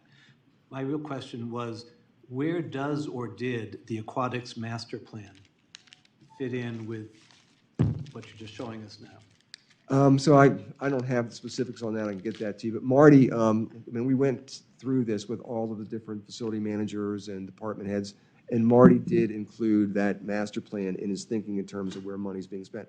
I actually think he's pretty far along in terms of working through that. Thank you. Okay, Dennis. Okay, working community centers and services, HVAC replacements, major replacement at Oakland Manor and the Owen Brown Community Center. Oakland Manor is a special case. You can imagine how hard it is to work in an existing historical structure, and their electrical or energy usage is staggering. It's electric heat. ADA compliance at some of the neighborhood center, full building renovations at Stonehouse and Art Center, some neighborhood centers, the other barn, major roof replacements at Owen Brown and Oakland Manor. Is ADA compliance at Oakland including an elevator? And I think it's in 2025. Wow. Are we starting the planning for that? I thought there was money allocated this year. Right. I haven't started that specifically, but yeah. So before we did any HVAC improvements, we would definitely take a look at that, where that exactly sits, and how that might impact any HVAC improvements we have planned. I have a thought about where that would go, but it hasn't been completely worked out yet. Dennis, when you say in the teen center here, full building renovations, Talbot Springs, do you mean just the Village Center, teen center? Yes. Not Talbot Springs, okay. Correct.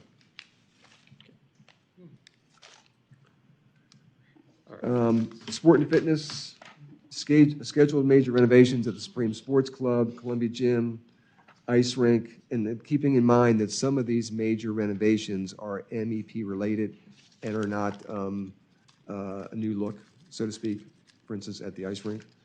Hobbs Glen Tennis and Fairway Hills Golf Course. Hobbs Glen Tennis is the reconstruction of there's 6 hard true tennis courts. We're working on the first 2. This is for the other 4 courts that are there. Fairway Hills, there's some money there set aside to rethink what golf might become in the future. HVAC replacement at the swim center, that is for the pool dehumidification system, the main pool dehumidification system, which is probably a $300,000 piece of equipment. It looks like a freight car. It's huge. And major roof replacements at the athletic club. That's not an oxymoron to dehumidify a pool. No, but it makes a huge difference. I remember years ago when we didn't have that system, if you walked in the pool in the morning, and I'm dating myself a little bit, but everything would just be dripping. There'd be water everywhere. The deck would never dry out, but it's really amazing what they've done with those systems, and you can walk in there now and be fairly comfortable. Open space, and this one's really the most important, is to increase the replacement schedule on the pathways to get it closer to. We had talked at one time about a 20-year replacement schedule, but I think a 25-year replacement schedule probably works. Bridges, tot lots, boardwalks, and parking lots, and whether it's 25 or 28 or 30, but I think we have to better what we have now, which is more like a 40-year replacement schedule.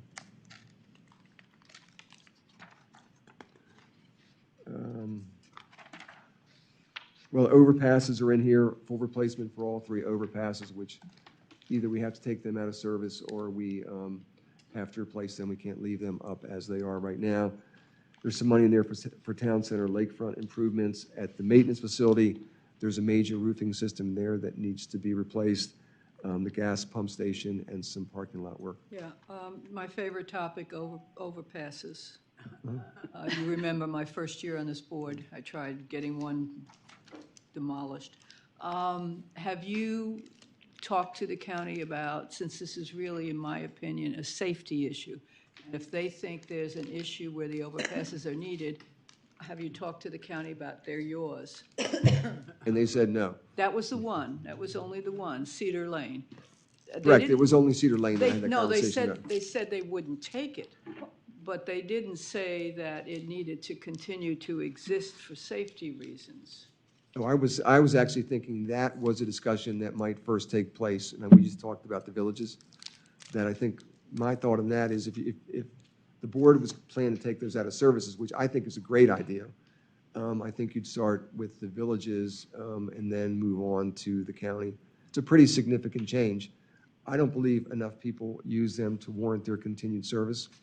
Yeah, But- we know that already, but I guess part of the problem is people need to understand how much money is going to be spent on repairing them, hundreds of thousands of dollars. Millions. Is it a CA function or is it really a county function? Okay. Put it under Calvin Ball's bed at some time. Yeah, just like- yeah. I mean, He wants But to look, give it to him. Renee, please. So my question is, were those bridges, overpasses built as a result of development somewhere? Why were they built? I The don't, Rouse Company built them when they built Columbia. and they turned them over to us, turned them over to CA. Okay. Passes, overpasses. They had to go to someone, I suppose. They didn't want them long-term, or they didn't have to go, but they actually tried to give us the one at the mall. And when we finally said no. Well, there's been some talk my understanding was the one in Cedar Lane, right by the Village Center there, was because there were some safety, somebody'd been hit or whatever there was, and so it wasn't like year one that it was built, it was. No, it was right. I had heard that's also, but I don't know the history well enough to know exactly if someone got hit and they put it up, or if it was up and somebody was walking and not using the bridge. But Renee? Dennis, I just, Oh, sorry, Rafia? yeah. I know it's not easy to convince the county for anything first. If you remember how many years it took us to give them the Columbus. Do you remember that? How much we used to lose on the transportation and the county won't buy it. But it took almost 30 years, but eventually they bought it. And I really think I agree with the underpasses and overpasses. That's part of, safety of their roads and, right of ways, et cetera, et cetera. So I just think that we should be just, going back and knocking on the door and saying, no, it belongs to you, it belongs to you. And even if they want to shut down, we may even want to share the cost, because I believe that the county, as much as annual revenue they're getting from taxes from the Columbia properties, we don't think that we get the share from the county of facilities and services for us. So that is one of the things we can, start, holding the county accountable for all the revenues. Let's compute how much they are getting on assessment revenues from us and how much they are, compared to the other counties where they are spending on, because Columbia Association does so much for its residents. But I truly believe that that really belongs to county, and that's something eventually we should shift to them. Either they shut it down or they take it over. However, it may take 5 to 10 years. So my thought is it might be a two-step process. One is to reach out to the villages We have to. and get their concurrence. Yeah. And then the second part of it, I think, is political in nature. The county staff is never going to take it on their own, take that large an expenditure on their own. So I think it would have to be political, and someone would have to champion it, and then the county staff would get behind it. But on their own, they're not going to get behind this. Absolutely. Milton? What you're seeing here, and I sound like a broken record, and it does get frustrating because we constantly bring it up to the board, is that we've said before that Columbia was pre-serviced by the Rouse Corporation to market this community. Mhm. And they put all these facilities in here that would not have happened if it was a municipality. Municipality would build their facilities as the community grew. This community was pre-serviced, and now all these facilities have been turned over to CA, and we're left to figure out how to finance them, whether you're going to keep them. And normally, it's going to be a heavy lift. If the decision to keep the facilities that we have been accustomed to over the past 45 or 50 years, however long, it's going to be an extraordinary financial lift for CA to try to do that. But Milton, with all due respect, also I disagree with you. If that is the case, also the Columbus was pre-servicing to our residents, et cetera, and the county normally does not provide the county transportation. Had we given up, we'll be losing over $1.5 million to 1.8 million, in revenue for transportation. Thinking that, okay, no, this is our responsibility because this is how the pre-planned community it was, and this is what the residents were promised, etc. So I believe that there are some things we can still look into it. They have a deeper pocket than Columbia Association. But why would they take it? Why would they not? They don't provide these type of amenities in any of the other areas of the county. It's as Jenny said, it does concern the resident safety. Like for example, if the overpass on the Harper's Choice Road wasn't there, there has been a couple of fatalities. And so therefore, it should be their responsibility to make sure they have it. So I do believe it will take some time and convincing. So there you go. It's also the schools. Yeah. Right, The so schools, right. Swansfield School is right, Yeah. is on the other side of Cedar Lane, and the Running Brook Elementary School as well. But I still think it has to start at the villages and, commitment to take them out, and then a political discussion with whomever could have that discussion. Janet? So in terms of shaving off, a couple of million every year, what would be the biggest bang for the buck? I hesitate to make any recommendations, but. Yeah, no, I understand that. And so I'm So just the thinking, what are overpasses are certainly a big bang. Now, the downside is if the county doesn't take them, the operating expense is going to be pretty big to take those out of service. Now, you're done with it then forever. So in perpetuity, you've lost that capital expense. But they're over, I think, $1 million each. So there's a big hit right there. Now, they're not all in the same year, but that's one place I'd go quickly. And they didn't cost $1 million to take down, right? It was closer to $500,000 to take down. It was closer to that, and I think it might even be less than that. But the problem was it wasn't operating. It's a 1 year. They say that's the problem. Remember the problem, we had the same discussion. The problem was the capital, which would be spread over. Capital expense versus operating Right, expense. versus coming up with the 1 year. 400,000 in 1 year. But what do you think about it? Renee? No, But I'm Susan gonna, has a- I'm gonna wait, I'm gonna email my Let's, questions. let's move on. Let's finish, Dennis finish here so we can. Yeah, because wise? Assumptions for watershed, the continued lake dredging and maintenance, pond maintenance, and the watershed improvements program. One quick note, John McCoy did get some money for rain gardens. $200,000. Unfortunately, money's only available to be spent in Long Reach and Dorsey, but I'll take money wherever I can get it. Why? Because it's a specific watershed. We tailored the grant to where the money was. And that's where the money was, in that specific watershed. Good job. Information technology, computers and hardware refresh, continued movement towards cloud-based network and connectivity. Category 1 is, again, a continuation of the CA-wide HVAC Going Green projects, building energy retrofits, some upgrades in sport and fitness, and OSM equipment and maintenance vehicles.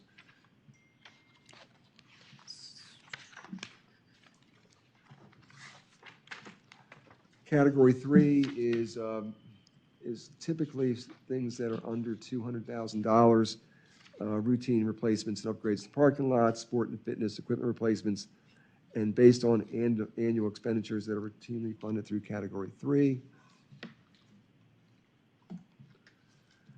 So again, we're back to the totals, and we have and Susan is going to talk about it a little bit more in terms of how it affects the operating budget, but and I thought my job was not to negotiate or not to take dollars out before you saw all that should be in the budget. I mean, I bring to you what I think should happen or what needs to happen, and then it's your decision, underpasses, overpasses, pathway replacement schedule.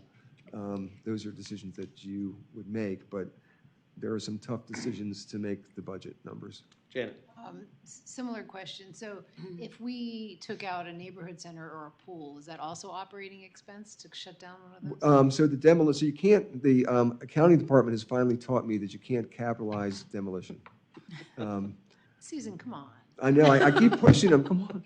But you can't capitalize that, so you have that one-time hit to take it out of service. But again, you've lost that, you don't have that expense in perpetuity. So we wouldn't want to knock down too many things in 1 year, is what you're saying. We want to, Plan for it. yeah. Unless you plan for it, she said. Unless you can put, So, I mean, the message I see here is, it should be a $15 million capital budget, and more need than we have money.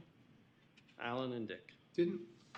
What was our capital budget for the last 3-4 years? So in FY 19 and 20, it was $20 million in each of those 2 years. And why is it that we think we need to cut that by 25%? Because of the impact on the operating statement, that we just can't continue that going forward. It's been significant on the depreciation increases and then the loss on fixed asset disposal. So in addition to the investment in the capital, we've shortened the useful lives or the depreciable lives because we've learned that things are not lasting as long as we thought, and so it's just managing Okay, but is that, the income. pardon my French, non-accountant French, is that real money? Or is that just sort of, is depreciation real money that we have to spend, or is that just sort of on the books? So it's a real expense, it's not cash, but it reduces the bottom line. And what would, So what do we, may I? go. Okay. So there's a reason why you're managing the bottom line to a certain number. What is that reason? To the expectations of lenders and the rating agency community. There's a history Okay. of us performing at a certain level. Okay, that's good. That tells us a lot. So obviously, before we even dig into this, we need to have an understanding of what you're managing to. I hate to use that because that's a preposition at the end of a sentence. But what your goal is as far as managing the net income, the cash, net cash, in and out, cash flow, and then the investments, capital investments. So can we get that information? Do you understand what I'm saying? You have a model in mind that you're working towards. that this is part of. Right. I think in the next agenda item, we'll talk. Yeah, I think the next agenda is the 10-year Okay, financial. so, all right, so model. really, before we go much further, we need to look at that. That's the next one. Yeah, Next but I'm briefing. saying before we But continue. Milton wanted to say Well, something. but another thing that and Susan will tell you that on the operations side, we've been borrowing more to do the capital that we've done those large numbers, and that we have to pay the principal and interest that comes on the operating side. Right. And Susan, haven't we had more than 3 years of $20 million capital budget? Yeah. Because Dennis only mentions 2. Yes. So I'll pull that out. So the last 2 were 20 million.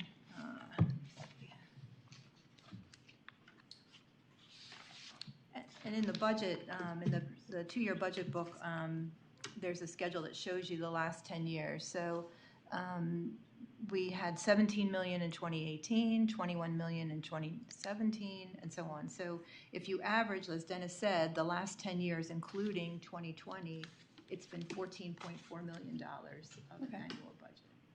And Dick, did you have a question? I just want to thank you, Dennis.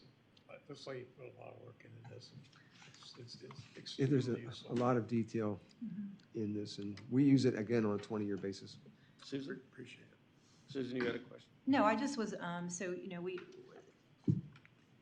there's a lot of ways to look at it and to adjust the numbers to get to something realistic. And we talked a little bit about replacement cycles, and, there's room there probably, like a parking lots for 15-year cycles. I think, there's space there. All right, let's move on then. Could I okay, just, one I wanted more. to finish what I was Sure.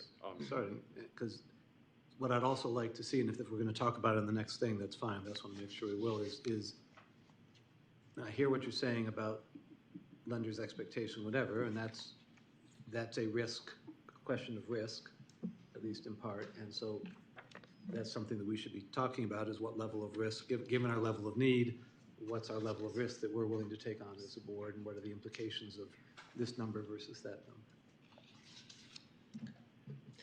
Okay, thank you, Dennis. Appreciate the information.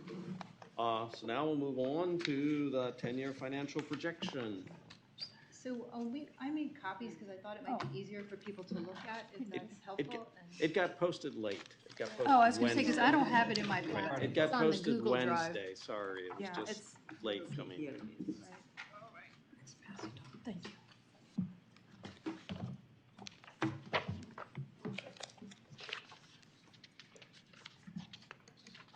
Glad to know that origination.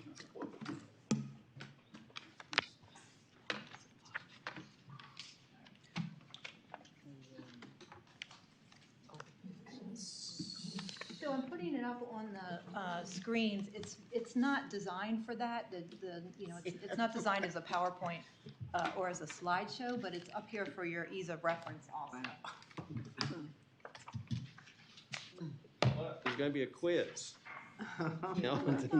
I flunked. I choose to fail. And so also, I have Lynn Schwartz, who's CA's Director of Finance Treasurer, who did a lot of the analysis that supports this, here to help answer any questions too. Welcome, Lynn. Thank you. So I won't, you don't have to look at the teeny little details, but this is a 10-year plan. It's a long-term tool. It's a planning tool. It's not a budget. It's basically taking, if all existing operations continued essentially as they are for the next 10 years, what would be the financial results that Columbia Association would experience? So it does not include any new initiatives per se, and it does not, it's not the result of looking at what's happening this year that we would have a short-term focus on. This is a longer range thing. So lots of assumptions go into something like this. We're looking at prior year actual results. We start with FY20 budget and build off of that. We're looking at some things where we do know we took the CIP and said, okay, well, if we're going to do these kinds of capital projects, what would be the potential loss on disposals of these activities? And we're also looking at economic trends and regulatory changes. So we incorporated, to the best of our ability, the impact of the minimum wage increase, for example, over the next 10 years. So a lot of details, obviously, but CA, to address, I think, some of Alan's questions and Renee's as well, and has demonstrated that we've been able to achieve increases in net assets of 3.8 million or better, and in some prior years, significantly better, $5+ million. And the increase in net assets is the revenue minus expenses for the year. So that's the 1 year snapshot. But in this model, you'll see that we were not able to achieve that in the outlying years. We could not get that high. We could have, increased the annual charge in those outlying years further. What we tried to do in this model is to be realistic and to demonstrate what we know, what we think will impact the future at this point in time. Nancy? Yeah. Have you done this, let's say 10 years ago, or even 8 or 7 years ago, so that you can compare that with what you have now to see how accurate these projections are? So we've done it over the years, and it was something that Rafi initiated decades ago. I haven't published one in the past 8 years. We've done it internally, and they're use it as a planning tool for other topics. But yeah, could I just add? Thank you. This was which I used to call the economic model for the 10 years model, and we used to continuously do that. In fact, I think one time the board wanted to see how good our projections were, even though it's very hard. Sometimes you can't even project a budget for 1 year and try to come on. But we have been very successful over the years. So the board had a committee, and the committee was pretty much like an audit committee, and they were assigned to take the results I have projected at the time versus the actual, and they were very amazed how accurate it was for 5 years. Very, very close result. It's not supposed to be that close. You are going to be, off here and there, but overall it kept your finances on the right path so that you do not really totally go off. So, and that's a really good thing. And this is the thing which was very convincing to when we got the AA rating. This is convincing to when she goes out to the lenders that we have a model, and it is very, it's very reasonable. If you see, it's based on actual, it's based on current budget, it's based on, proposed budget and things like that. And the other economic indicator she uses is I'm sure you're using the same financial indicators when we are looking for what should be the inflation rate to be used and all those things. Yeah, so I feel comfortable. So we did not test this one against past assumptions, but we have done that in the past. Ellen? So what's this, I get the what, that we've been able to achieve increases in net assets of 3.8 million or better. Why do we care about that? Well, so we don't care so much about, there's no magic in 3.8 million. What we care about is showing a significant decrease. So I have been asked, so when it was higher in the past, it was over 5 a year or two, and over 4 many times. Then our bank will come back and say, what's happening? What's the deteriorating operating results that you're producing these years? So and it's just so it's important for CA's financial well-being and the ability, and for CA to have the resources to do the things that the community wants and that maintain what we need to maintain at a good an effective cost to show consistent favorable results. The consistency is more important than the absolute dollar. Okay. So Susan, I'll have more questions later. On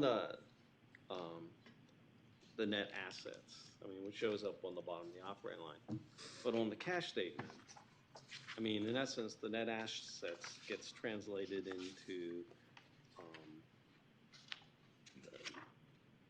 the difference between the income and the expenses, which then gets added back in, with depreciation, which then means you need to borrow less money, perhaps, for the capital budget. So it's all, there's a feedback cycle that works on all this. Yes. So it isn't like, it isn't like we just have 3.8 million. I mean, like, you know, positive suddenly, or we have 3.8 million in cash. No, It's- right, no, no.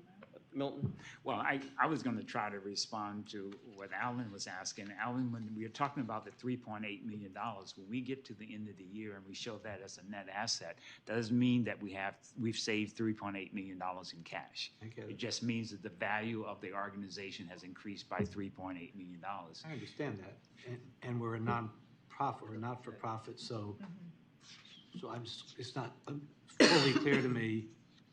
I mean, I get that we don't want to lose assets, but, you know, as long as we're pretty close to breaking even. If I may, one of the things, for example, as I've said before, I come from a government background. In government, you generally have a fund balance, and also you can have a rainy day fund. We don't have either one. If we have a catastrophic situation, we could use our credit line or borrow, but we don't have the cash to go out to cover that. I understand. Renee had a question. Okay, so I'm new. I haven't been here. Sorry, Rafi. I'm the really new person on the board. So I want to thank you for the work you've done here. It looks like a lot of work. I, however, pulled the board package like Monday to start reading, and I did not see this until today. So I'm not prepared to discuss it, and I think this is a really, really important document that we need to understand. So my question is very simply, well, we can all discuss this at a very vague level, but I don't know how many people here have studied this document. And is it possible that we could continue the discussion of this document into the next work session? No. We're going to continue the discussion of this document throughout the budget process. Okay. I just want to say something about Milton's comment that, you know, we don't have the rainy day fund. This is a design of CA's finances that we didn't want to warehouse the money while we are borrowing. Like, for example, if we are right now borrowing at 4%, and since being conservative, we do not go in the stock market, we usually go for the most secure governmental securities, you know, treasury notes and bonds and things like that. Then there is a negative impact because they are not going to give forward. Therefore, it is a design of CA not to have the rainy day funds, just for your effort. Well, but that's history also. And it's not history. I mean, there is a reason why we want to do that, because while we are in borrowing mode, it makes no sense for us to borrow and just hold the money and earn lower rate on it versus, you know, pay more expenses on what you are holding. Okay, so. Okay, let's continue with. Go ahead, Susan. So I don't know if it's meaningful to, if there, you can look at this, but the reasons why we were seeing that we could not get to the same results that we have in the past is the leveling off of increases in the annual charge revenue. So, you know, we've been experiencing the results of some of the downtown redevelopment. That has an end point. And after that, there really is little to nothing. You know, we've talked for years about, you know, Columbia being built out, and that redevelopment was the answer. That redevelopment ends in this time period. And we'll talk a little bit more about. But I thought the redevelopment was a 30-year plan. So. Well, it flattens, I think, is what's important, is it flattens out. We've seen some jumps that we've benefited from in the past couple of years in the annual charge, but it will flatten out. And you know, we don't know at what rate new development will exactly happen, so we've been fairly conservative in the out years of this model in terms of what to expect. And we based it on the projections that we got from Howard Hughes a few years ago, and then actually spread those out a little longer. And we didn't, there's, you know, there's some village center possibilities, but that's so uncertain. We included one in later years, but not any of the others, so there's just not that much. Is Gateway a consideration at this point? We did not include anything for Gateway in this model because there's no plan to anyone, to my knowledge, that exists. Lynn? As far as a redevelopment potential, right? So we've had a significant increase in capital spending lately. You know, as Dennis said, the prior From 2009 through 2018, that average was $12 million. From 2011 through 2020, the average is 14 and a half. And the impact is on borrowing, on interest, obviously expense, depreciation, which was significant, and the losses on fixed assets. As you know, especially if you've been to audit committee meetings in the last couple years, we take an asset out of service due to renovation or replacement, and if it's not fully depreciated, that difference is a loss on the income statement.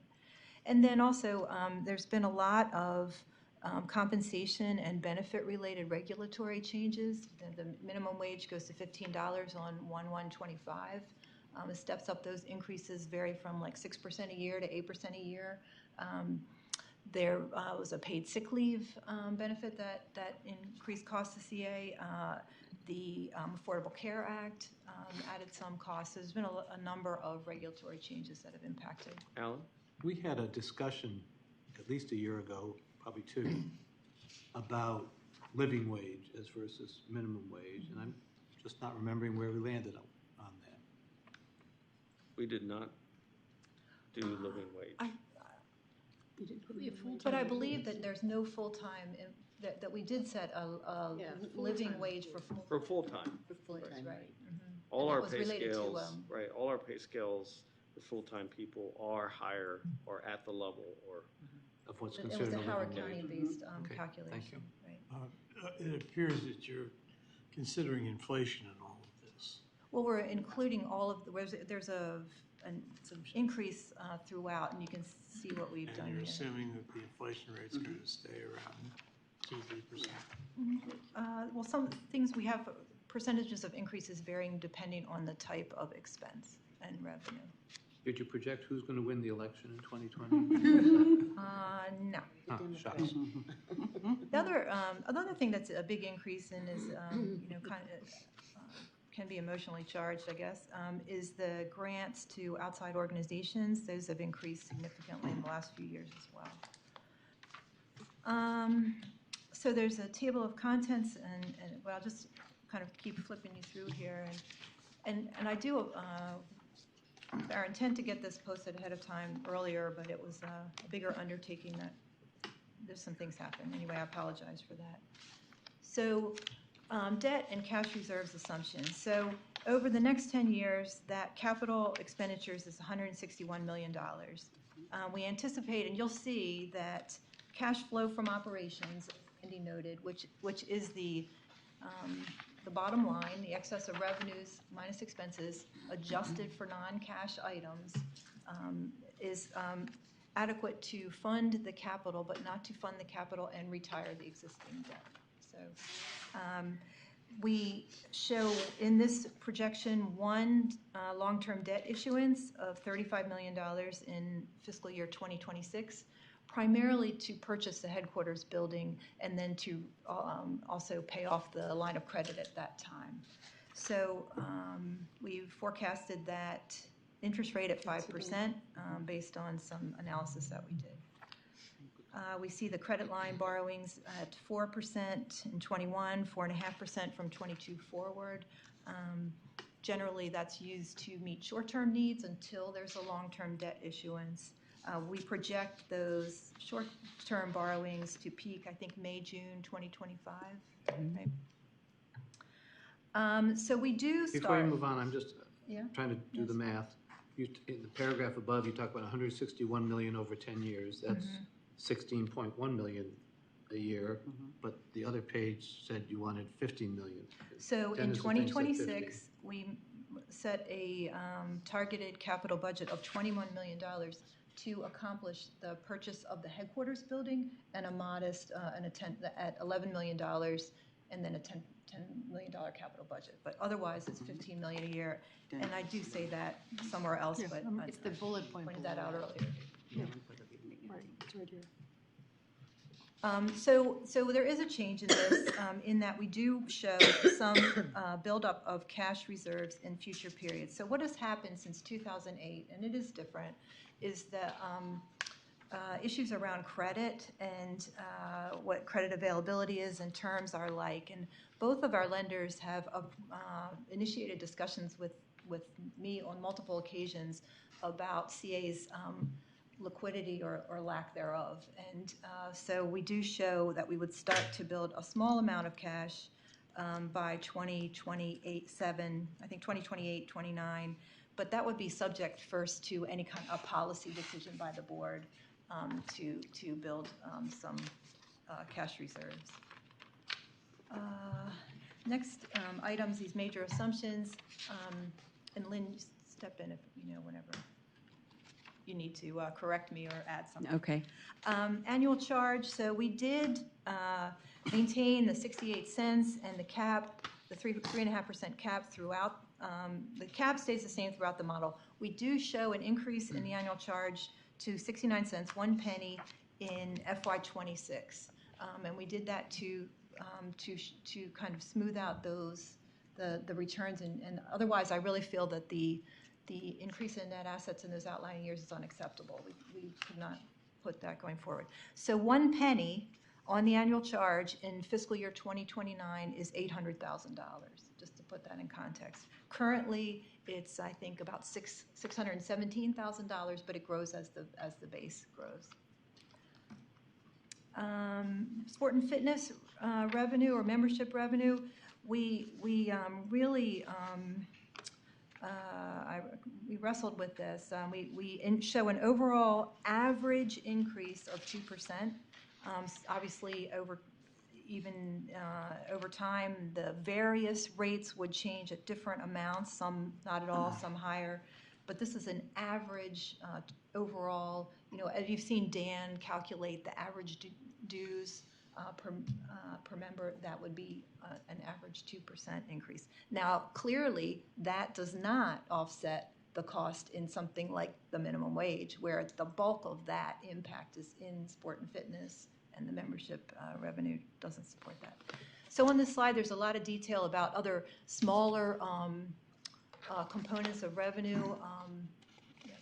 So that 2%, because I'm very interested in this, the 2% increase, it comes out to what's the amount of money? I do not know. Because I'm just curious if there are other ways to raise that money without continuously raising the fees. I have a breakdown of the buildup of the membership revenue. And in the model, if you calculate the percentage increase in most years, it's slightly higher than 2% because we're also expecting a growth in membership as well. But the rate increase we kept at 2% if we needed that to get through the period without exceeding what we thought were reasonable borrowing limits. Hasn't it been 3%? So the 2% is... Although... it was a blend. It was a blend. It was a blend. There were some that were not that didn't full change at 3%. all. Right. Okay. If there's any way that we could get that information about what that amount of money comes to. Yeah. Because it would be nice to find a way to juggle it so that... We will have that conversation. That will be part of the discussion on the budget parameters at the July work session. Right. We're working on that. And that dollar amount I know we're working on. And also the membership numbers? What they're doing, direction they're going? Oh, sure. Yeah, I think that might be at the, I'm not sure whether that's the work session or the board meeting. But it's it'll coming be up in next month. July. Yeah. Great, thank you. On the expense side, I mentioned this already, and I don't want to beat a dead horse. We worked on incorporating the minimum wage and then any other kind of average cost increases. They're pretty modest. The minimum wage impact we see in the first 5 years, obviously, because that's through the January 125. And then after that, you see those increases are very small, 2.5% a year thereafter. Other expenses, the fees, we take out the Downtown Columbia Partnership Grant in, FY '24 is the last year for that, based on their budget. Because they showed the development fees are supposed to pick up after that. We got the projections. The purchase of the headquarters building in 2026 then would show it results in a decrease in rent expense, but an increase in taxes, utilities, and other costs associated with owning that building. Yeah, it's a small thing, but it's going to keep hanging us up. Didn't we agree not to call grants fees, but instead call them grants? So this is the line that is, there's all kinds of fees in that line, so we're going to work on pulling them out separately on the income statement, but right now, it's still all in one thing. What's an one example, line. just so I could start to understand, what is an example of a large fee we pay? other than Oh, little tree things? services. It's a huge, you know what, how much in? So that's fees, that's not 750. under open space Well, labor or whatever? that would be the department, but the It's not accounting labor. category is fees. Right, we contract that out. So it's all contracted out. So all of our contract is also included there in the fees? 'cause A lot of those are it, very like the different. facility assessments, you know. We pay a fee for permits for Howard County, when we Well, if they're capitalized, some of that's capitalized, but there's just consulting. Legal. Legal, right. Yeah. The audit Audit fees, fees. yeah. They're quite different. We'd love to Yes, see those uh-huh. disaggregated. Yep, I understand. So, yeah, this is where we're showing that it's, I note the 15 million investment, except for 21 million in FY '26. So this little chart just shows you the total cash flow from operations over this period of time. This is what the operations of CA would bring in as in cash, the total change. What the total investment in capital is, which is actually a minus from that. We show the new long-term debt issuance. There's ongoing net debt retirement. We have a term loan, we have some capital leases, and then the credit line. And so the remaining balance is at the end of the period about $6 million in cash. But that's at the end of the. That's the very, yes. At the that's very end. It's not- April 30, Right. 2029. Right. But if we're borrowing 161 million, No, we're not borrowing. We're borrowing 35, long-term debt that's the issuance. long term, but I thought we were going to borrow 15 million each year. No. No, that's the capital budget. That's the Budget is capital 15, investment. not I thought that stuff we borrowed, I thought that No, was money we no, borrowed. increasing our debt. Okay, okay, Not, yeah, right. okay, thank you. So what we did a little differently this time, now we have the dashboard that we produce on a quarterly basis. So there's 5 graphs in here, 5 metrics that really lend themselves well to a 10-year projection. So we put the dashboard graphs in here and show you where these look, what these would look like over 10 years. The people productivity you see hovering actually above 100%, and that's this is a percentage of non-annual charge revenue. Very, very clearly relates to the increase in the cost of providing the services and then not charging as much for them. The cash flow, this is a graphic representation of each year, that 10-year summary that we presented, just noted in the little chart before. The next 2 metrics are related also to our existing debt covenants, and you'll see in the net assets to debt service, there's that tiny little line in 26 because we would be issuing the long-term debt and then liabilities and net assets. The last one,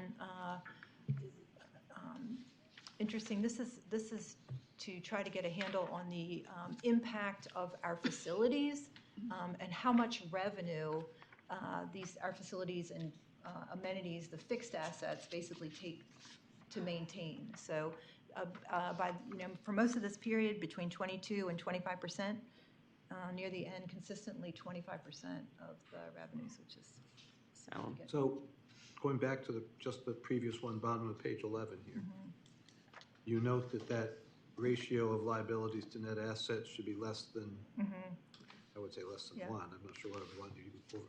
But it looks like we got a lot of room. We do. So one of the things that I'll be, and I don't need an answer right this minute, but so what I'm trying to think, I don't want to get too much down the weeds on any of these things, but I'm trying to think, what are the big levers that we have? So for example, could it be that one of our levers is we could do things that would drive up that ratio? And then what would be the implications of that, pro or con, and so on? So those are, but it looks like there's some room there from best practices. We're doing, it's like a real low cholesterol level there. We got some room to have some eggs or something. So the single greatest lever would be to borrow more money.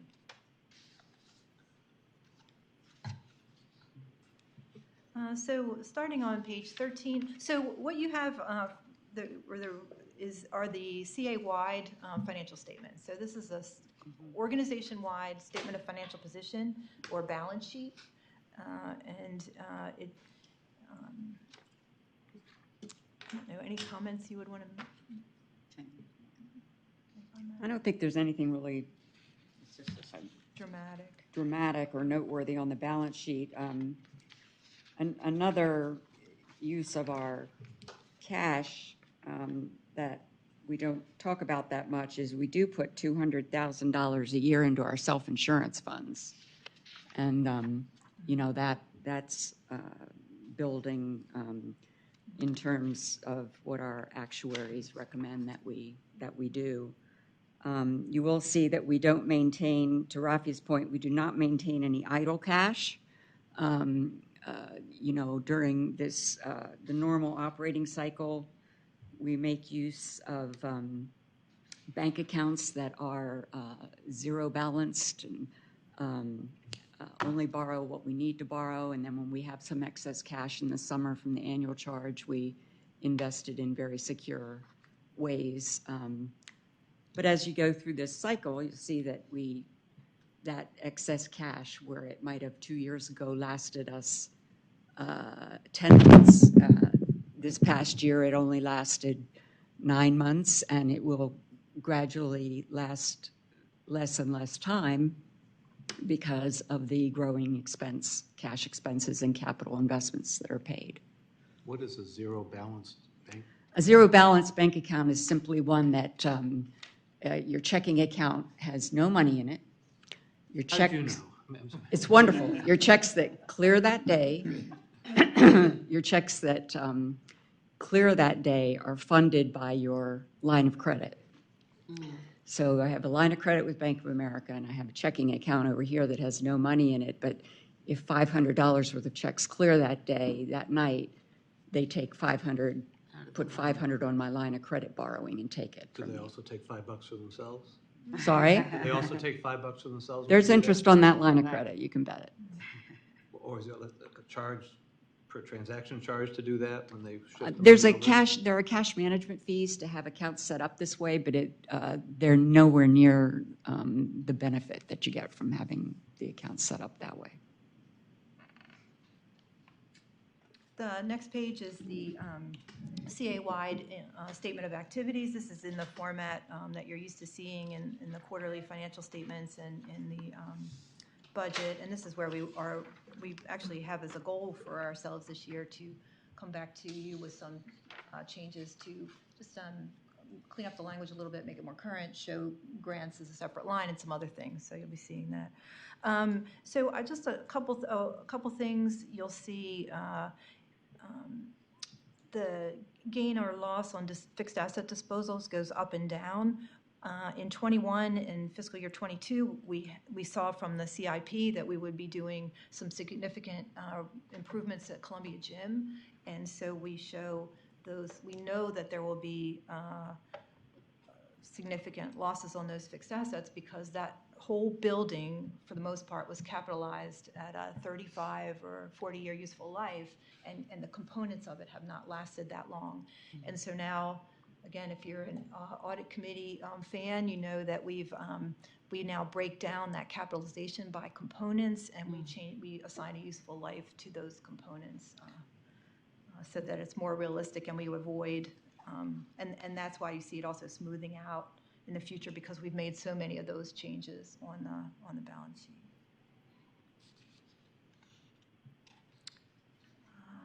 This is also, Nancy, where you can see just from year to year, the increase, the step up in the membership income. It's on two lines. The direct memberships are the clubs, the One Fit, and the golf, 7-day golf. And the membership allocation line are the new memberships that include more than one facility, like the play membership with your pools, your ice rink, your skate parks. Those are all on the membership allocation line and are allocated to each of those facilities. Next page is a very detailed cash flow statement, very tiny. I have mine upside down. And you see so these are the normal, it's typical like operating cycle cash flow until FY26, again, where we would show this $35 million loan. We show the $21 million capital budget. It's different from the 15. And so, you know, we show the payoff of the existing term loan. Obviously, we would not do that if when the interest rate was favorable. You know, we wouldn't use a higher cost debt to pay off a lower cost debt. But we showed it this way in part because of the security. And the existing loan is secured by the annual charge. And if we wanted to do the same, we would have to either be subordinate or work with the same lender or something. So anyway. Did you have to make any different assumptions based on uncertainty around this whole lien issue? No, not really. Thank you. We did not, or we didn't do that at this point. Next page is a summary cash flow statement. The one thing that we did, and I didn't say this on the annual charge, but we really tried to get into the granularity to the extent that we knew about it. For example, we take this building out of the annual charge revenue when we buy it, right? Because it's not going to be paid on that anymore. I think you took the American Cities building comes out this year. Right, because that's gotten torn down. And we also took into account, on a very estimated basis, but had to look at the very real possibility of some of the renters coming in, tenants coming in downtown, like Tenable is a good example. They're coming from Gateway. And so there's a very real possibility, and there already have been some reassessments decreasing as a result of that movement.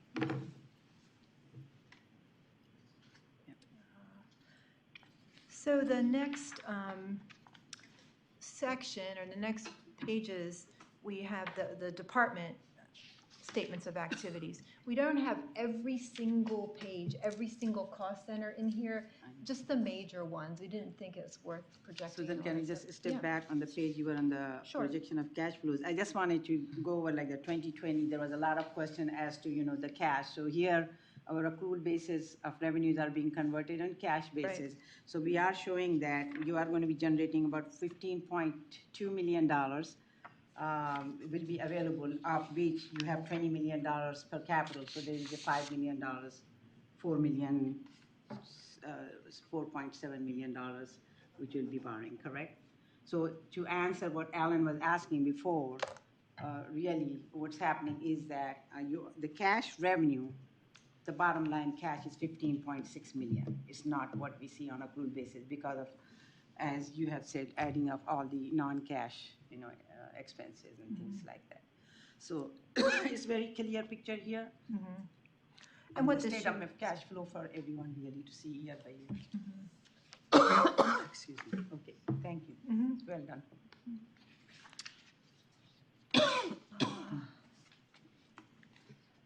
So again, this is just, I think, for your informational use. I don't think it's worthwhile tonight to go through specific pages in, you know, or specific facilities. With this whole, the projection was built really from the bottom up. We used the power plan, the budget. Lynn did the budget module that has all of the detail for the entire organization in for FY20 and some years prior. So this has been this is built from the bottom up like I said, so. What's the difference between a direct membership and a membership allocation? So the direct memberships are the ones that are just for one facility where that membership, so for example, if we, let's look at one. I get that, I mean, I can understand that. Yeah, so on the athletic club page, let me find it. If you go to page 23 on this, in FY '19, and these are pre-audit numbers, so actual results but not yet audited, they could change slightly, or we're in the midst of the audit right now. $484,000 of revenue is from memberships to just the athletic club. That's what that means. And then the membership allocations is the assigned value on a piece of revenue that comes from the CA Fit and Plays. And so But all sports, on page 17, it's all sports and fitness. Milton, anything you want Right, to- we're just still showing, that there are some that are one facility only and the others. I guess, again, I was thinking levers, because I was thinking of the difference between the 20, just to look at 19, the 26,260 and the 29,239 as the expenses. So we got a $3 million difference between, that we have to subsidize from annual charge, I guess, basically, for want of a better term. And so for me, that'd be another lever, that if we wanted it to be that sports and fitness paid for itself through the memberships, we'd have to think about raising dues or whatever. So Right. that's another Right. level. Exactly. And you, Nancy, you know I'm not picking on you, but when you think about it, when we have the time, look at this, and we talk about membership rates, you'll see of all the sport and fitness, the only ones that cover the costs, I'm not saying make a profit, but the only ones that cover the costs are our 3 athletic clubs.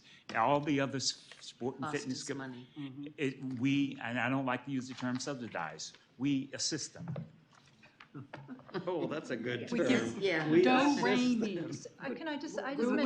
I should have framed this at the beginning. So if you were to, I don't know, we're probably the only people who would do this, but if you were going to look at this in the context of the quarterly reports, we did not do the allocations of expenses like branding, marketing, and selling. All of those costs are on the communications and marketing summary page. We just didn't do the effort to.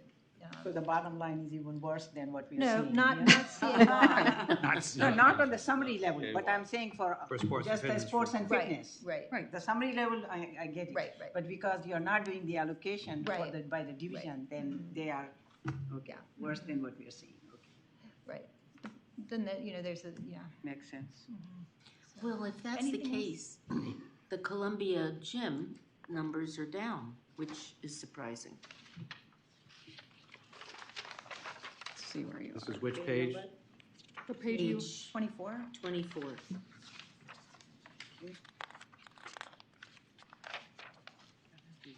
No, let me clarify what this is here. Okay. We put this FY '20 budget together, you'll recall, over 2 years ago. Okay. And even though, and you will recall the discussions that the One Fit membership was the one that really took off in 18 when we introduced all the new memberships, that we had expected the CA Fit and Play to do better than it did, but it was the One Fits that took off to a greater extent. So that direct membership FY '20 line is a function of that budget expectation. And the FY '19 number is what really happened Right. this past year. And so I fully expect, and we do fully expect FY '20 to be higher than this number. Okay. And that's why, you see FY '21 coming back up the way you do. We took that into consideration. What line are you looking at, Nancy? I'm looking at both the direct membership and, the direct membership, the numbers do jump up. And the membership allocations, both membership and allocations, they both dropped in '20. And I think that's just a function of the budgets, not, we could have adjusted it to Projections. more, let's see. So you really didn't project 20, you just used whatever was in the budget for 20? We used the budget. In this, yes. In this correct. model. But definitely took anything that jumped out as being unreasonable, knowing what we know now, we took that into consideration in '21 before we built forward. So you see some things looking that don't trend so clearly from 20 to 21. Okay, any last questions for Susan? It's for the board to look at. Well, and also keep in mind this, keep it handy because we're gonna constantly be coming back to this as we go through the budget process. Yep. Thank you, Susan. Thank you. Okay. This was helpful. Yeah, thank you, Lynn. Thank you for printing Thank this you. in a way that my eyes could actually read it. All right, neighborhood centers. Milton. Dennis is gonna walk us through this. Dennis again?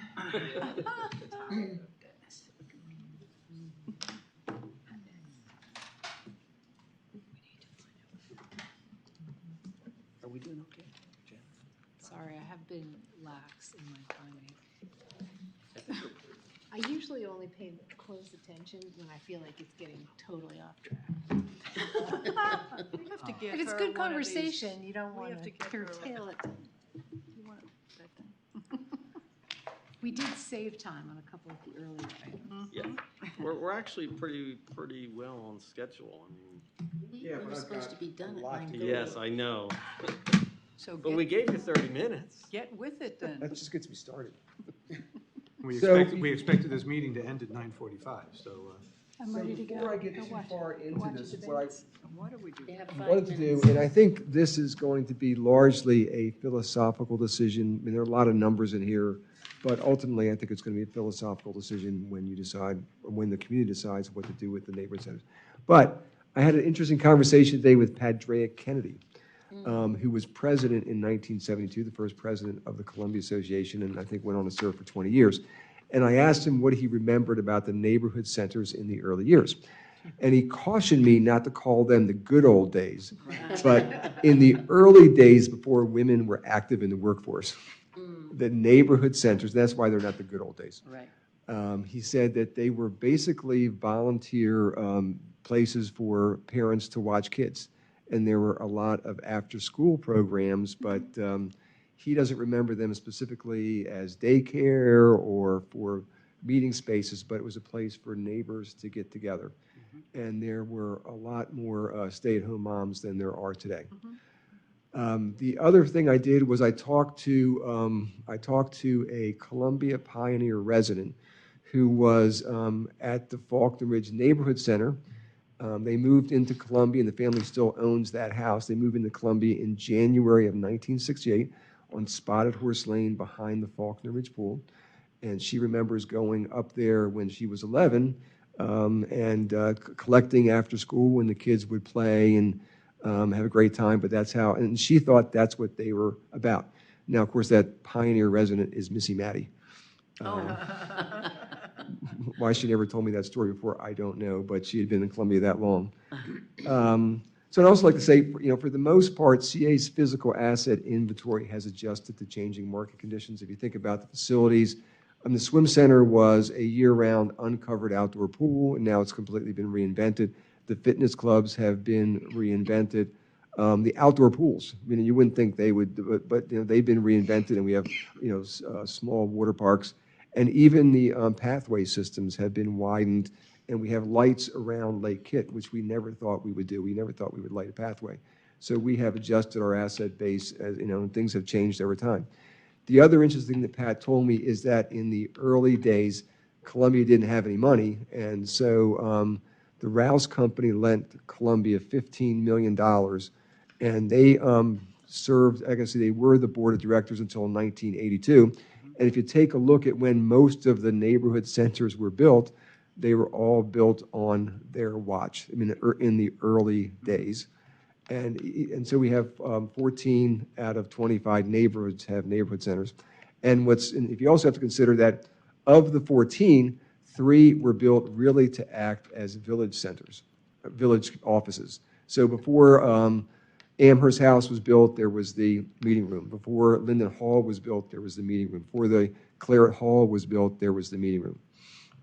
He also told me, which I had forgotten, is that Hawthorne was meant to be a neighborhood center, but Hickory Ridge negotiated for another outdoor pool and decided to take that as the village center and not have any neighborhood centers. And so that's why they are where they are, and they're not in, the village center. So from my perspective, CA is at a crossroads with regards to the neighborhood centers, and, they're in need of major reinvestment if we're going to continue to operate them as something else or even as the same type of facility going forward.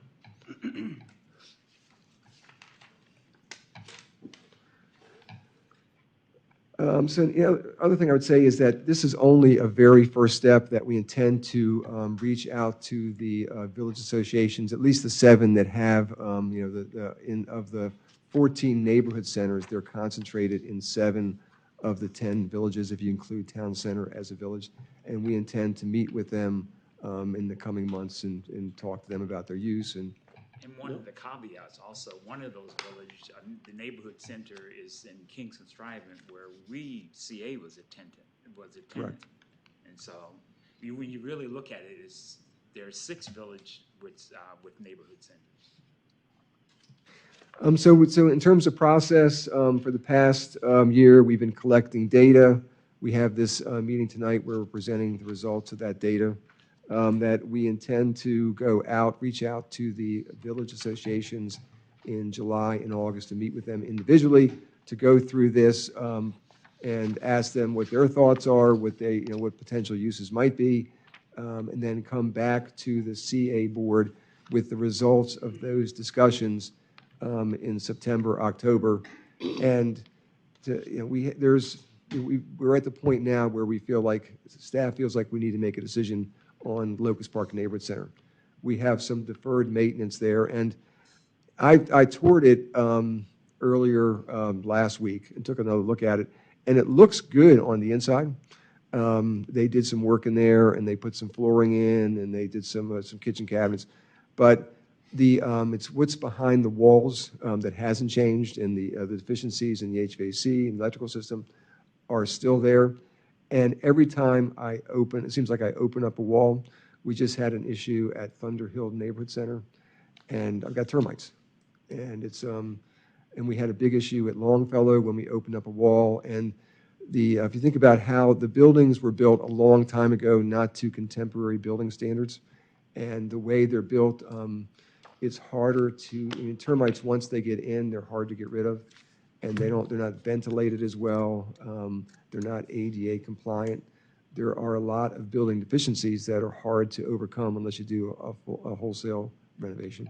We don't do an annual termite service? We have termite services. But isn't it their responsibility if there are termites? Well, there's always an exclusion. There's always, so in the contract, there are exclusions in terms of, was there moisture? Was there any kind of water infiltration? Their whole contract is based on not paying anything out ever. Ginny. Yeah, Dennis, I guess I just want to be clear on, while this study is going on and involving everybody, are we going to be spending a lot of money doing repair work someplace where there may be a better solution for that particular neighborhood center? I'm really concerned that we're going to have crisis and we're spending $100,000 or more on something that may wind up being repurposed. Yes. So we're going to continue to maintain the buildings to serve the purpose that they currently are serving. So as an example, Longfellow, we had that big mold problem there, and I think we spend about $80,000. So unless the community or the board makes a decision to repurpose or to take them out of service, when things like that come up, you have a daycare that is in the building and they want to stay in the building, and they signed a lease and we have a problem, and so we have to fix it. And it's kind of like the HVAC unit, where if you don't replace it maybe a year ahead of time, and if you have a compressor go out, then you have to fix it right then. You don't have a choice because it takes 18 months to get a new one. Lynn? Or 18 weeks, excuse me. I'm just looking at the Longfellow. Is that a result of the mold problem? Yes. Being closed down, that it's 450 hours? Yes. So I got a little ahead of myself, but in terms of the, I'm sorry. Go ahead. No, I'm sorry. So in terms of the data that we collected, the village manager supplied, we had a shared Google sheet, and they supplied the data that we have in there for the number of hours, expenses, income and income from long-term leases. Now, there's some numbers, I've already gotten some feedback.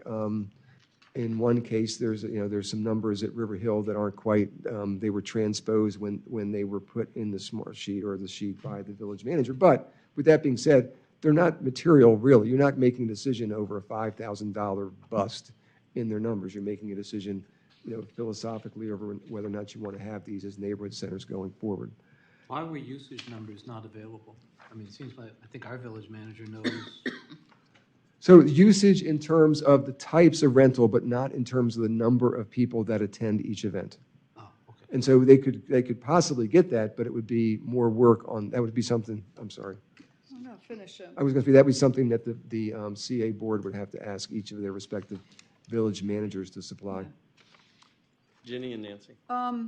In terms of usage, do we have any understanding of whether we're talking about Columbia residents or people outside of Columbia? No, we don't. But I think, for instance, at Dorsey Hall, you have to assume, it's on the edge of Columbia, you have to assume that some of their usage is from people who live outside of the annual charge district. Well, what I'm getting at is, this is all going to be very expensive if we keep all of our neighborhood centers and we try and keep them as they are and repair them. So if we are subsidizing people outside to come to a co-op in Columbia, which is, we're not really charging much in the way of rent for these groups, why are we doing that? I mean, can't the village boards tell us, or village managers tell us, it's X number of kids are from out of the area, not non-Columbia, and X number are Columbia? They could if you would direct them to do that. They don't report to me. All right, let's go Nancy. But I have one quick story. So I got a call on, remember, there was an issue last year, which was, I may have gotten ahead of myself just a little bit on the neighborhood centers. But with that being said, I got a phone call from the Longfellow Co-op president, and I happen to know her, and I know she lives in Ellicott City. And she was what? She lives in Ellicott City. Right. Not anywhere close to Columbia. It must be a great program because she drives a long way she did drive a long way to put her children in that program. All right, Nancy, Rafia, and Renee. When I was going through this, and I don't have it, I'm not bringing it up right now, but you mentioned that one of the daycare centers had 24 students and that CA essentially would be paying $2,280 or something per student per year. And over a 10-year period, you projected this, that's the one, thank you. Sure. Well, I wasn't too far off. Yeah. But you're projecting that 28,000 over 10 years, but that's 24 children per year times. 10. Correct. So the total expense over 10 years to CA is $672,390. For CA to for just one neighborhood center. Correct. And that one's a very special case because they only rent to that daycare. So that's the only one where I thought I might have data in terms of the number of users. And that's assuming they're at full capacity, which I don't know.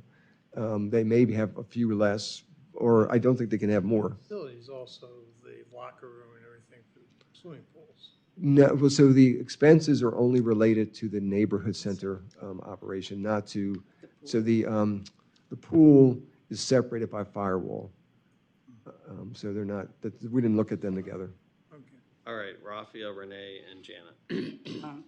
This is the one area, it's a very good example where perhaps before we can really decide or say anything about it, I would like to see all the villages, not just those who are 6 going to be or 7 going to be affected, because this is a very significant number. When you are looking at, we are providing a subsidy of $2,800 per child per year, and it's 24. And as the uses have changed so significantly, because now a lot of ladies are working and they're no longer doing what the purpose was originally. I remember, and Dennis may remember also, I'm sorry, I'm going back to history, but just want to throw in. And in those days, CA used to operate the Thunderhill Children's Center and Bryanswood Children's Center. Were you here at that time? I was, but I wasn't in this capacity. Anyway, and they were really, we were draining the money out so much, and we decided, first of all, we wanted to get out of the child care business. Second thing is, let's sell it. We sold it. I just called, I was interested after hearing that you 24 children here. So I called the Thunder Hill Children's Center to see if they still exist and what services they're providing. They exist and they're doing very well. And they had right now 55 kids involved. And they said, I was trying to inquire about my grandson who is 2 years, 4 months. And she said, yes, we still have 12 more opening in that area. Wow. So obviously, what I'm just saying is that even though CA no longer had the burden, our residents are provided the services, and somebody is doing much more profitability without the subsidy or assistance from CA. So I think this is something we need to really bring all the villages to the table and share all this and see what they think that the usage should be and what should we do, whether we operate all of those 14 or we only select to have 1 or 2 in each villages, or what the outcome should be. But this is a perfect example for me to working with the villages and the residents and everyone. But this is, outrageous. And in fact, I even did one more thing. This is the one you picked up where because they were making some income. I went to one of the villages, which was like Longfellow. The village itself is losing like 7,446. CA is losing 87,000. It's a $95,000 a year subsidy. I don't know how many kids. That was the mold. So if you assume, So I mean, That's the mold issue. That's the mold issue. The building had to be closed so the daycare Right, couldn't be there that one for a is, but year. that's that, you have to keep But them anyway, operating. I did, any villages you do, you're coming up with that kind of numbers, basically. Renee Okay. and Janet. I don't know what the solution is here. However, the first day I came to a meeting here, the statement that was made to me is that it's not necessarily about the money, and that was in reference to the sports and fitness program. I took that to heart. What I see here is numbers and dollars, and I'm not saying they don't matter because they do for a whole host of reasons. But what I don't see here is a staff that has gone the extra mile before they came to the board to say, how can these buildings either be repurposed or they're too small or they're too far gone and therefore they need to go. To just say, here are the numbers, they don't work, and let's go down to 6 or 8 neighborhood centers doesn't fit with the philosophy of Columbia Association. That's not what he said. There are Well, options. Yeah, they're, Right on the front of this one, actually, from 2000, where this all started, it says, the long-term strategy to reduce the number of neighborhood centers from 14 to 6. First That was sentence. last that year. was last Right, year, and but we did not that's- agree with that. Right, okay, I'm just saying. So I'm fine if you want to go to the villages. I would like to go with you. And I would like to have a very public process to go through these, because I actually do think that some of our villages want to close some of these neighborhood centers. We don't. That's But I what we would plan like- to find out. I'm just saying I would like to go with him. It's There are public meetings. Yeah. So if I could, I got ahead of But myself. Janet had a I'm question. sorry. I was just curious if the Dorsey Hall daycare was for-profit or co-op. I don't know. That's co-op.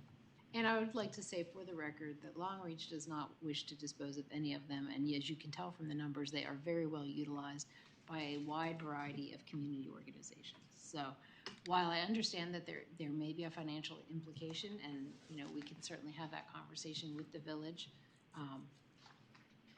I will say that they are very well used and they are rented almost to full capacity. Dick, and then we're going to let Dennis continue, because Okay, just a little bit about the Dorsey Hall situation. That whole building, it's attached to the swimming pool. The entire building was major rehab a year or so ago. And so these numbers look outrageous because we just pumped a whole lot of money into that. If you were to shut that down, there wouldn't be any income coming in from this. So you're going to get some strange numbers here, and I think we have $60,000 a year depreciation on that building, part of that half of that building. So, but I will say I'm looking forward to seeing what happens after we have discussions with the villages Because you got the numbers laid out here, let's find out how the villages feel that these things can be properly used. Okay, Dennis. Okay, so we're on the village operating expenses, and these are numbers that came directly from the village manager.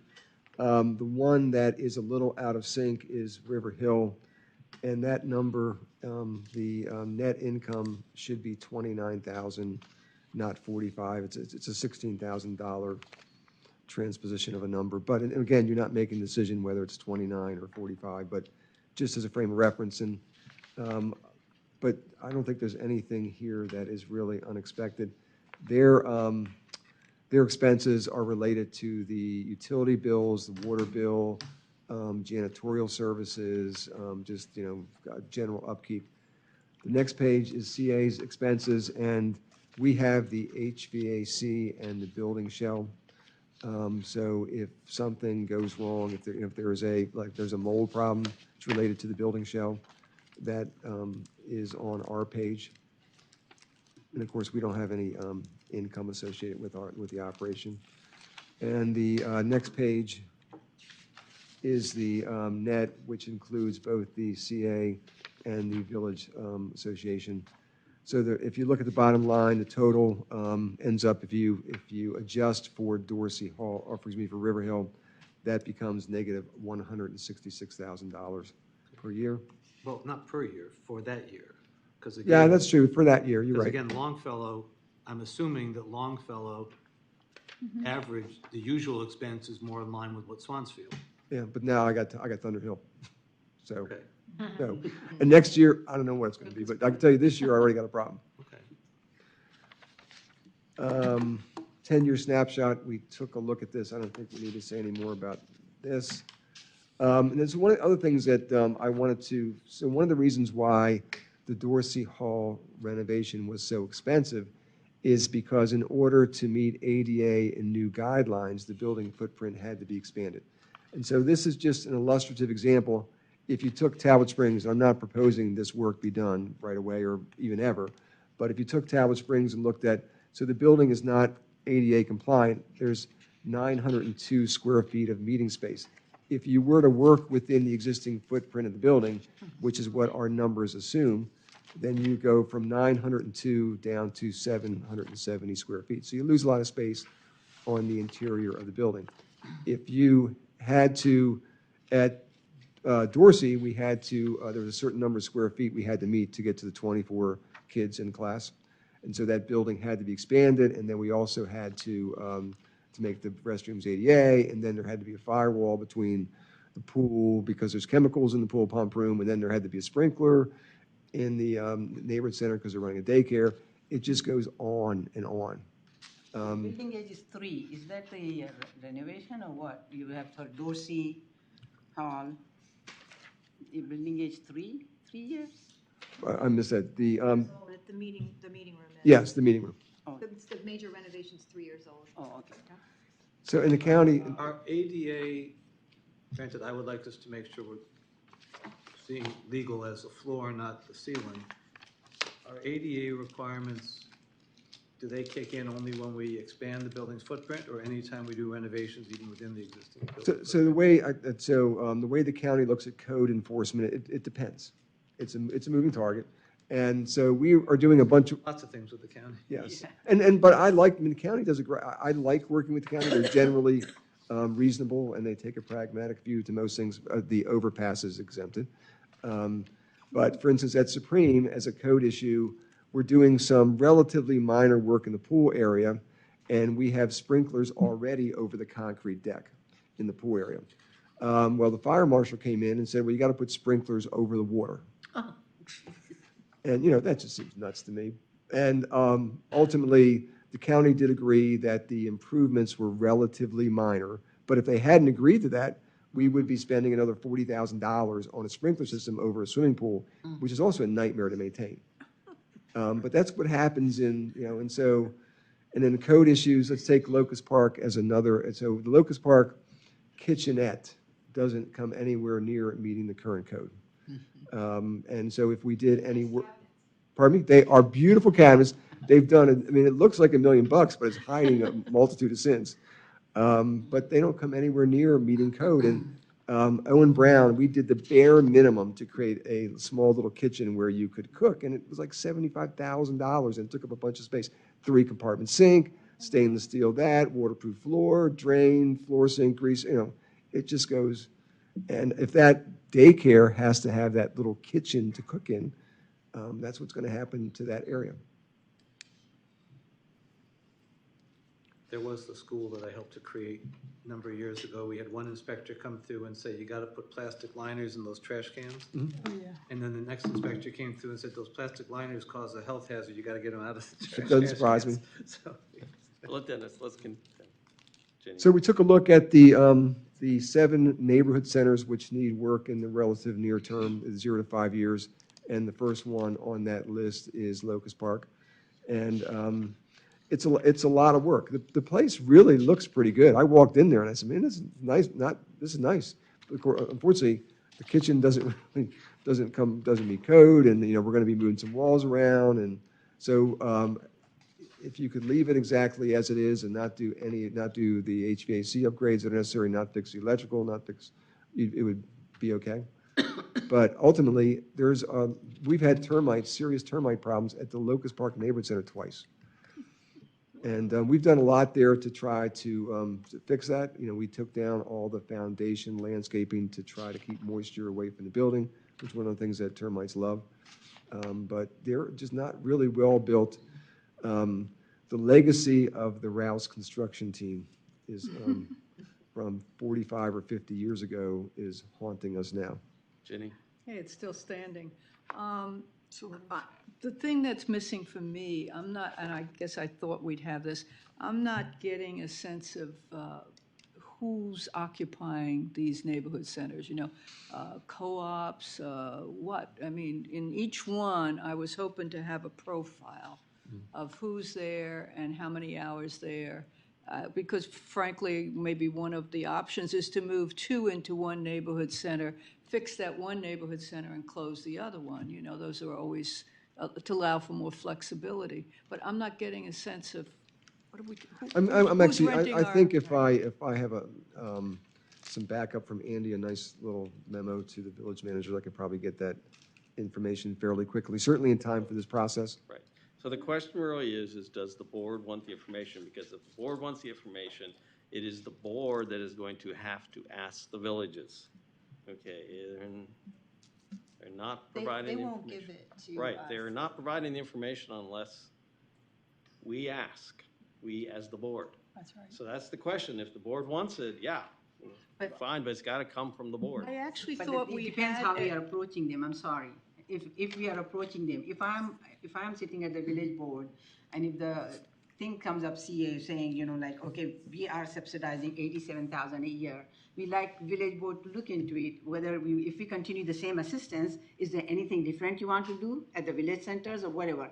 In order for us to work out, we are trying to get all this data necessary for you, to help you decide that and to help us decide about what we want to do. It's all a matter of approach. If we just ask them, they'll say, now here, the CA is after us again. They're just going to try to take away neighborhood center. So it's very critical how we are approaching them.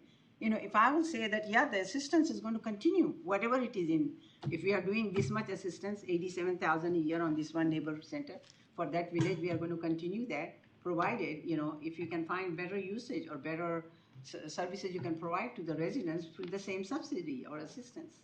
And that's the way to approach, in my mind, but I don't know. Well, I can tell you that Locust Park has 2 long-term leases, several ongoing rentals, 2 for birthday parties, graduation parties, weddings, christenings, baptisms, seminars, fraternal meetings, church meetings, HOA meetings, and nonprofits. And they estimate that it's used 78% of the time in fiscal year 18. That's pretty good. You have such information at your fingertips. Right, see? But But if we, I'm still not getting a Yes, we sense still need to go of back the to it. nonprofit who that couldn't maybe meet with another nonprofit, at another date in another, I'm just not getting a sense. And are they all Columbia groups? Well, and that's part of why we need or to see 3 this. people, or, I'm not getting a sense of when we're spending this much money or planning on spending this much. I just was hoping to get a profile of What are we talking about? Now, 78% of the thing helps, but are we charging enough rent to these people to maybe get more money in to help with the repairs? Alan, Milton, and Nancy. Okay, I won't say For more me, on the subject. this all points, obviously, we're not trying to make a decision tonight, but it points to me that part of the process needs to do a large group kind of process that gets all the stakeholders together. Yes. Because maybe they could get together and come up with grants to fund some of these co-op nursery schools that would allow them to do whatever, combine, fix, buy the building, whatever. But if we just see it as us making the one decision, then we're funneling things through too narrow an aperture. Milton and Nancy. To me, it's that I'm the one that started this, and I've said it before, and I say it again. I don't have any problems against neighborhood centers. I just wondered, for example, and Dick, I'm not picking on you, but we spent $585,000 on Dorsey Search for 1,500 square feet. I just wanted to hope That was Tom O'Connell. Dick, it doesn't matter. But you're responsible for the top I just didn't want that to be the expectation for the other 13 because that's not sustainable. And so whatever we come out of this is that, for example, right now, it's just it's one of those things financially we can't kick down the road. We need to deal with it and stare it in the eyes and make a decision about it. Nancy. So there are a couple of things here. One of them, I think this is a great opportunity for the village board and the village managers to sit down and have a conversation about the usage and how they would like to see it proceed for their particular neighborhood centers. And I think I would like to see that we would be more open to finding a way to make this all work, because these neighborhood centers are used by groups that can't afford to pay rent in normal situations, in normal locations. I mean, I know when we had that big group of people who came and protested because of the issues last year, I know there were people here saying that the AA group that uses the neighborhood center and other such groups, that they don't have the money, but they certainly have the need. And this is what Columbia is all about. I would hate to see. And as I said, once again, for me, another factor, and I think it's the same for all of us, is that if we have 14, if hypothetically, if we keep all 14, let's make sure that the quality of them represent what we want Columbia Association facility to look like. Right now, we have some problems in some of those facilities. Last year, I think it was Dennis, Janet, and I took a tour of all of them. Some of them are not, in my personal opinion, they don't represent the quality or the look that Columbia Association should want. And I agree.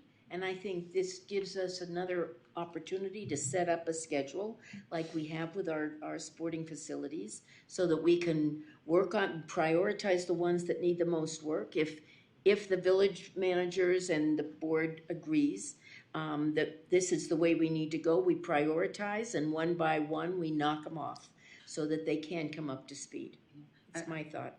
I think we really need information, like Jenny was saying. We really do need a lot of, they themselves need a lot of usage data, and so do we. Like, for example, unless it has changed, I know the Longfellow, where we are subsidizing $87,000 just by CA, Longfellow. Maybe this is because of the termite or whatever. If it is not termite, maybe we are doing, I don't know, like the rest of them, 30, 40, 50,000 a year. But that's a for-profit business, I know that. And it's being run totally by somebody who's running for for-profit. So if that is the case, then isn't there a cost or rental cost that should be at least covering our expenses?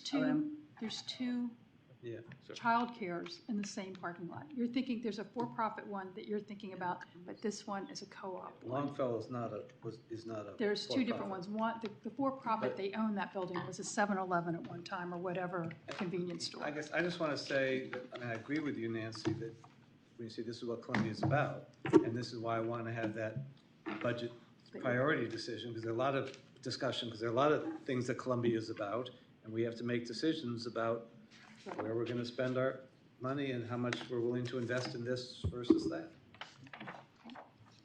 Lynn. again, I think, back to Janice, Lynn, there are. Lynn, remember, you need to pull your sorry. mic.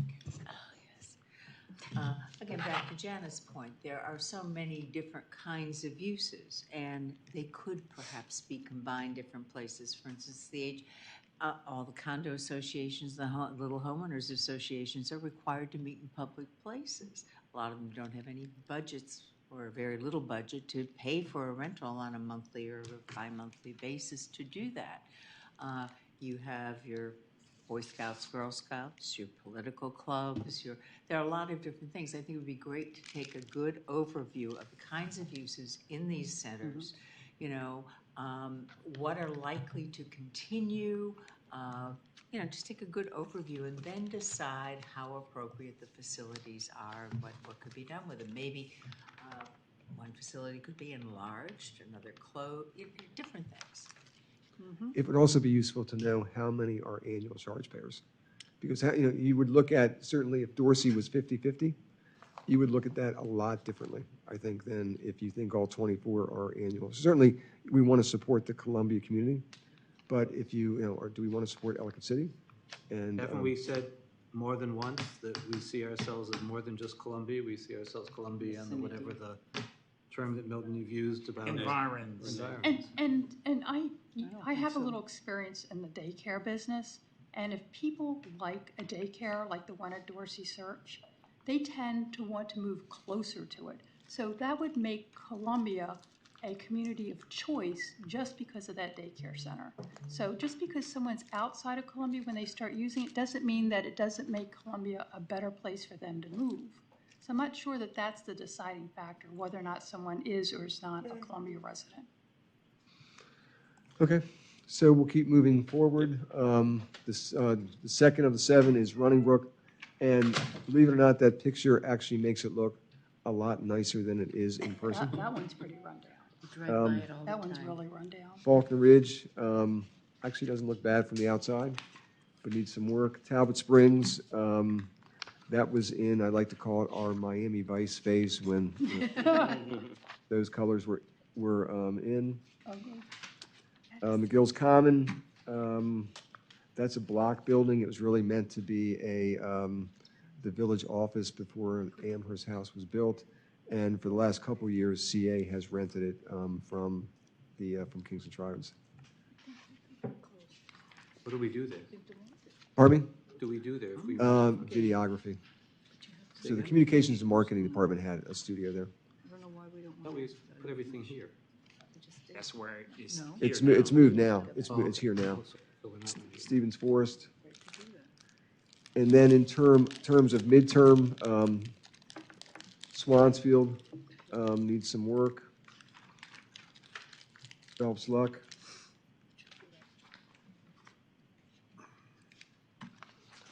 Thunder Hill, of course, Thunder Hill needs more work right now, which we're doing as right. And then for the longer term, Bryant Woods, Longfellow, which we just spent a bunch of money on, and the River Hill Meeting Room. And of course, the Dorsey Hall Meeting Room. So in summary, the 7 that need immediate near-term work, that totals, capital improvements total to $1.4 million, and that assumes that you work within the confines of the existing footprint. So if you needed to, create, let's say they need 700 square feet for some purpose in the daycare, and that you don't get that if you create ADA restrooms, then what do? You don't do the ADA. Or let's say at Locust Park, creating a kitchen area that meets code consumes enough space that they can't get the number of people they need to be profitable or to break even, whatever they do. But this assumes, these numbers don't assume a Dorsey Hall meeting room expansion.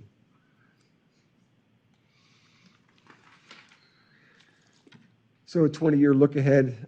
So in terms of what we would spend at Locust Park with the capital improvements, and we don't have a plan where we don't spend some money there. I mean, we're recommending, if we're going to keep the building, we feel as though we have to make those improvements. If you take the 569 and subtract the income over the same 20 years, it leaves a net negative of 480. And you might say, well, maybe I'll double my income if I improve the building. That still leaves a net negative of $400,000 over those 20 years. Which is $20,000 a year. Mhm. So in terms of options, there are, I'm sorry. So there are certainly more than 3 different options. The one option is to keep the facilities in service and move forward with planned renovations and ongoing maintenance as required. Another option might be the continuation of service pending major renovation until the current tenant vacates. At that point in time, the building might be removed, and that's possible in some cases. Let's say, I don't want to pick on any, but Stevens Forest, just to pick one. Stevens Forest is completely separate from the pool bathhouse, so that one could be completely removed. Talbot Springs is not. Talbot Springs sits on top of the bathhouse, so you're going to have something on top of the bathhouse regardless. And then there's some that are in between. Locust Park, the pool bathhouse is attached but not integral to the Locust Park Neighborhood Center, so there's some variations there. And option number 3 is to reimagine the uses in the building and serve a larger Columbia community, perhaps. Or if you could, I don't know what that is. That might come out of a discussion with the villages. But regardless, that would definitely require renovation dollars. So there's just, I'm just trying to, as you said, this is a philosophical, right now it's a philosophical question. And it just occurred to me that it made a difference in my head. Was I comparing in my head these buildings because they're buildings with more like our gyms because they're buildings? Or was I comparing these buildings to our pathway system? Because they're things that don't generate income but cost us money to maintain. Mm-hmm. And so to me, it makes more sense to put them in that category. It still means we need to do something, we need to figure it out, but it really makes a different equation than if I'm expecting them to earn money back in ways that they just can't. So that just helped me in my head. Yes, Janet?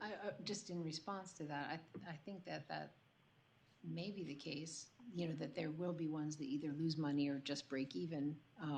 And I do think that that's where it's important to understand who's using it. So if it's a for-profit something or other that we're subsidizing, then that probably doesn't make sense. But if it's, depending on what the uses are and how often they are used, then that might impact whether or not we want to. Agreed.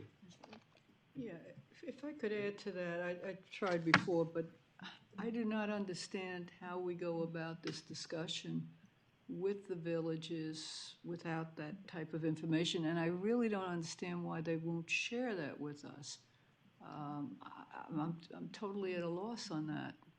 How can you be creative about different potential uses if you don't know who's using them and how much time they're using them? I can tell you why they won't want to share it, because they don't trust us.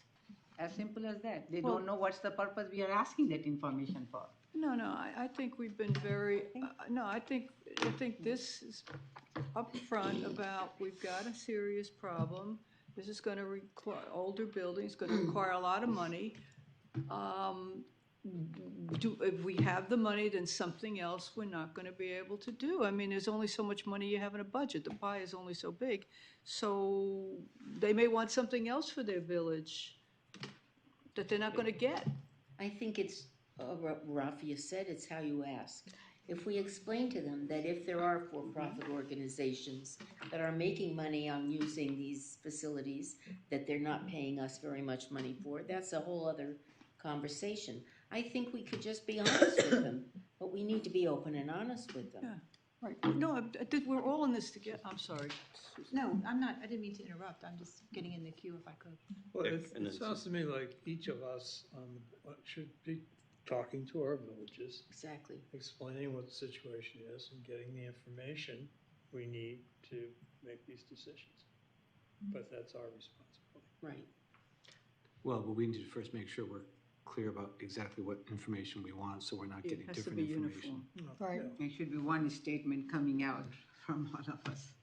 Susan, and then I'd like to address that. I just, I think everybody understands, but I just want to just state it so it's obvious, but that any income that is generated from these buildings and programs goes to the villages, so that there's no financial return, and I'm not saying there's not community return, but there's no financial return to CA. And currently, we don't look at them in total. We don't say, well, the whole community's making X, gets this much revenue in from these. Right now, it's village by village, bringing in the revenue that they can. On the other hand. And it doesn't reduce the grant. That was my, thank you. You're way ahead of me. Yeah, it does not. So. All right, so it sounds like I've heard a lot of this discussion, So. that we would like some interest.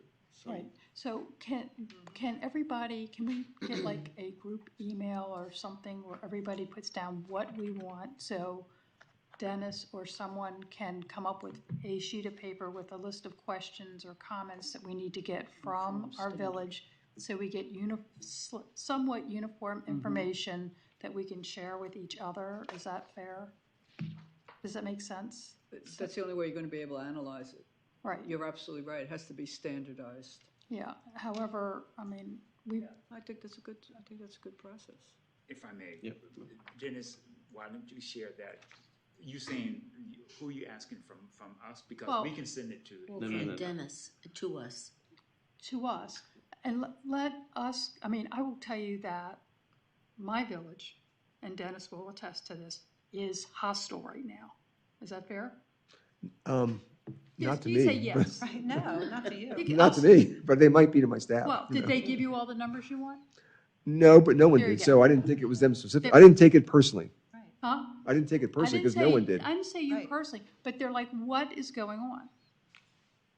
They're afraid that they're gonna take, I mean, I'm not saying that River Hill has a lot to lose, and there's things that actually River Hill is willing to give up under the right circumstances, but they feel, Okay, come on, let Renee. well, they'd like to give continue. up some of their tot lots. Oh, we'll take Okay. them. Nope. Let's kind of get back But- to the, It's how we approach the villages. That's so important. Can I say one last thing? So some good will definitely come out of this. For example, Marty Altman's had a conversation with the King's Contrivance Village Board, and they talked about repurposing that to create ADA restrooms, which would be which would be a great Right. alternative And use. would you be opposed to doing something like that? Would that make sense? No, I'm not opposed to that. I mean, I think there's other villages where they'd like to do something like that. oh, That's okay, the point I so was the trying- question is getting the information. In a uniform way, which is Renee was suggesting, we all say send an email to maybe Andy saying what we need in Milton. Well, all right, well, Andy and Milton are busy, but they could do it. Send them to me, I will compile them. All right, I will well- send them back to everybody. You can send it to your village, and then we will. Okay, so How let's about start with by- Jenny. By next Tuesday. Okay, Next Tuesday, everybody who wants, send to Janet the type of information you want All right. from. Yeah, okay. Everything. Could I Janet suggest- will, could wait, Janet will put it together. Okay. And. Could I Milton suggest, then rather sends than send it to Janet, send it to the board list, and they then could Janet. oh, can the just- board list, yeah. Janet is going to consolidate. She can consolidate, She can but it doesn't make consolidate, sense but for us do it- not to see it, so Right. then we. Right, so send it, that way Right. we aren't duplicating each other's And work. then with the final thing, all of you agree to go to your village will go. boards and ask for that information. Sure. Okay. Once we have a uniform list, yeah. Okay, But- good. but I just want again, this on record. I how don't see this you is- make a decision. But Andy, I really think that there should be a uniform statement from you and Milton saying why all of us are requesting that information from our boards, our village boards. That's what I'm talking about. So because that way,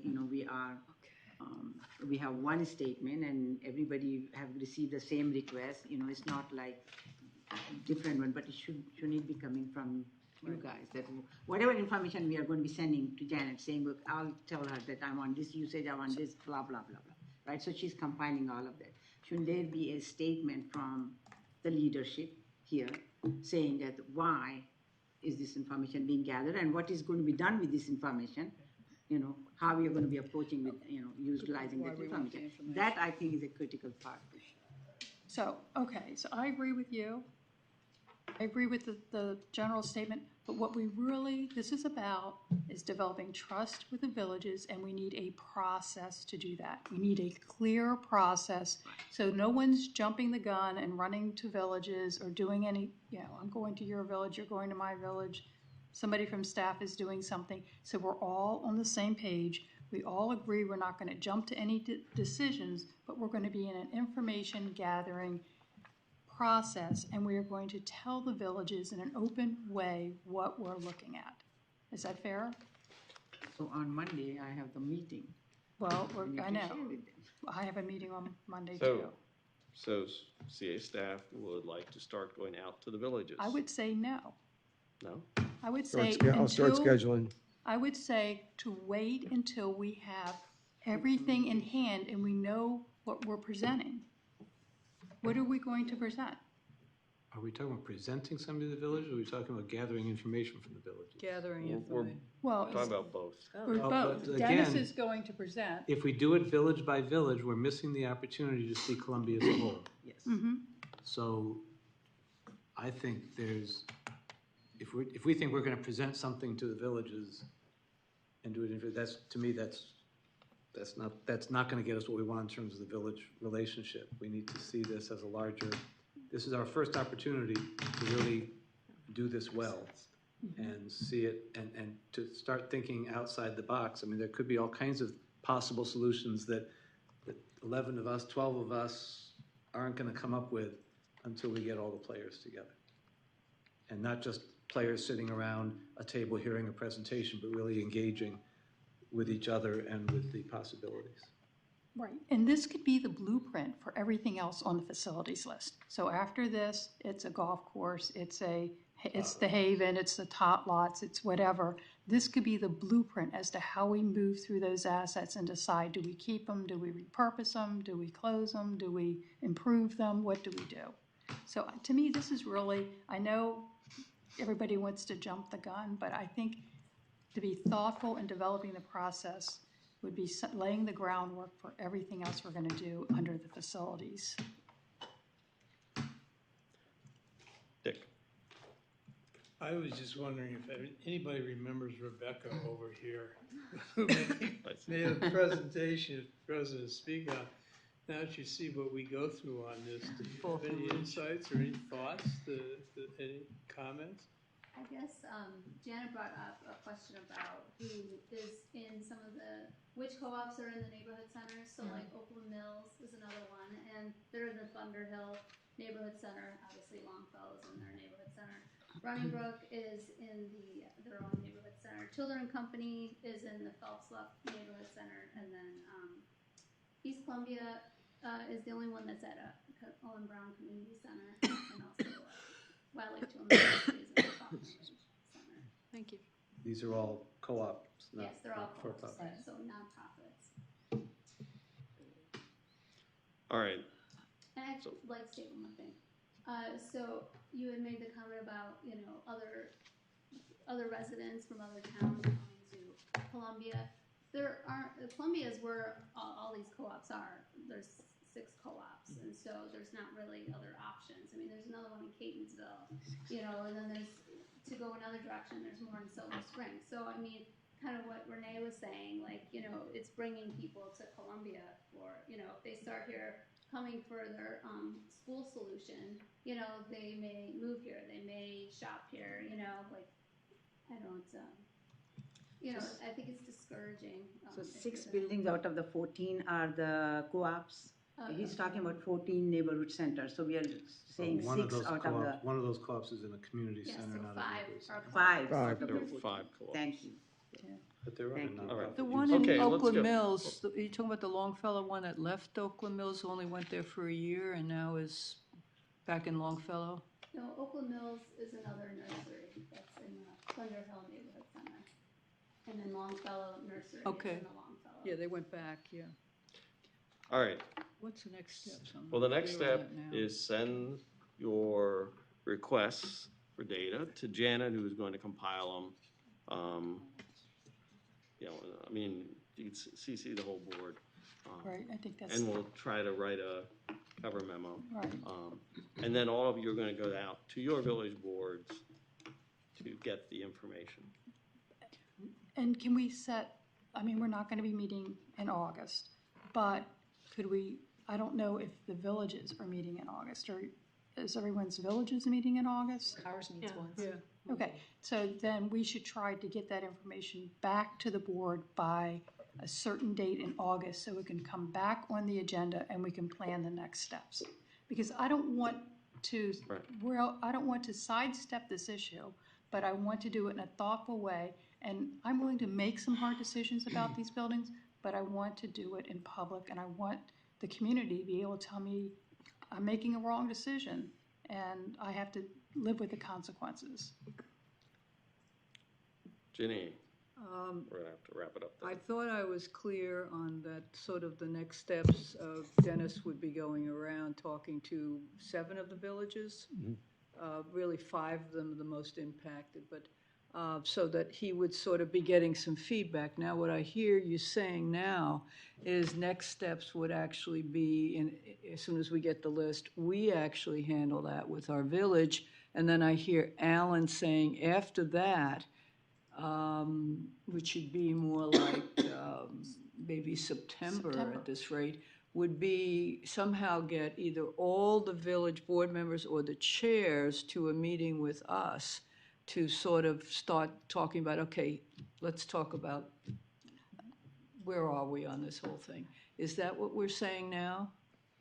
Because we were going to vote on this in September, and it does have We're not going to perhaps vote. budget ramifications or implement, what? Not without due process with the villages. Renee? I'm just trying to understand that Right. the letter has to I- explain next steps, right? I- I don't think we're I clear don't on know, what next steps are. I don't know that we know what the next steps are. But I we think, have to decide.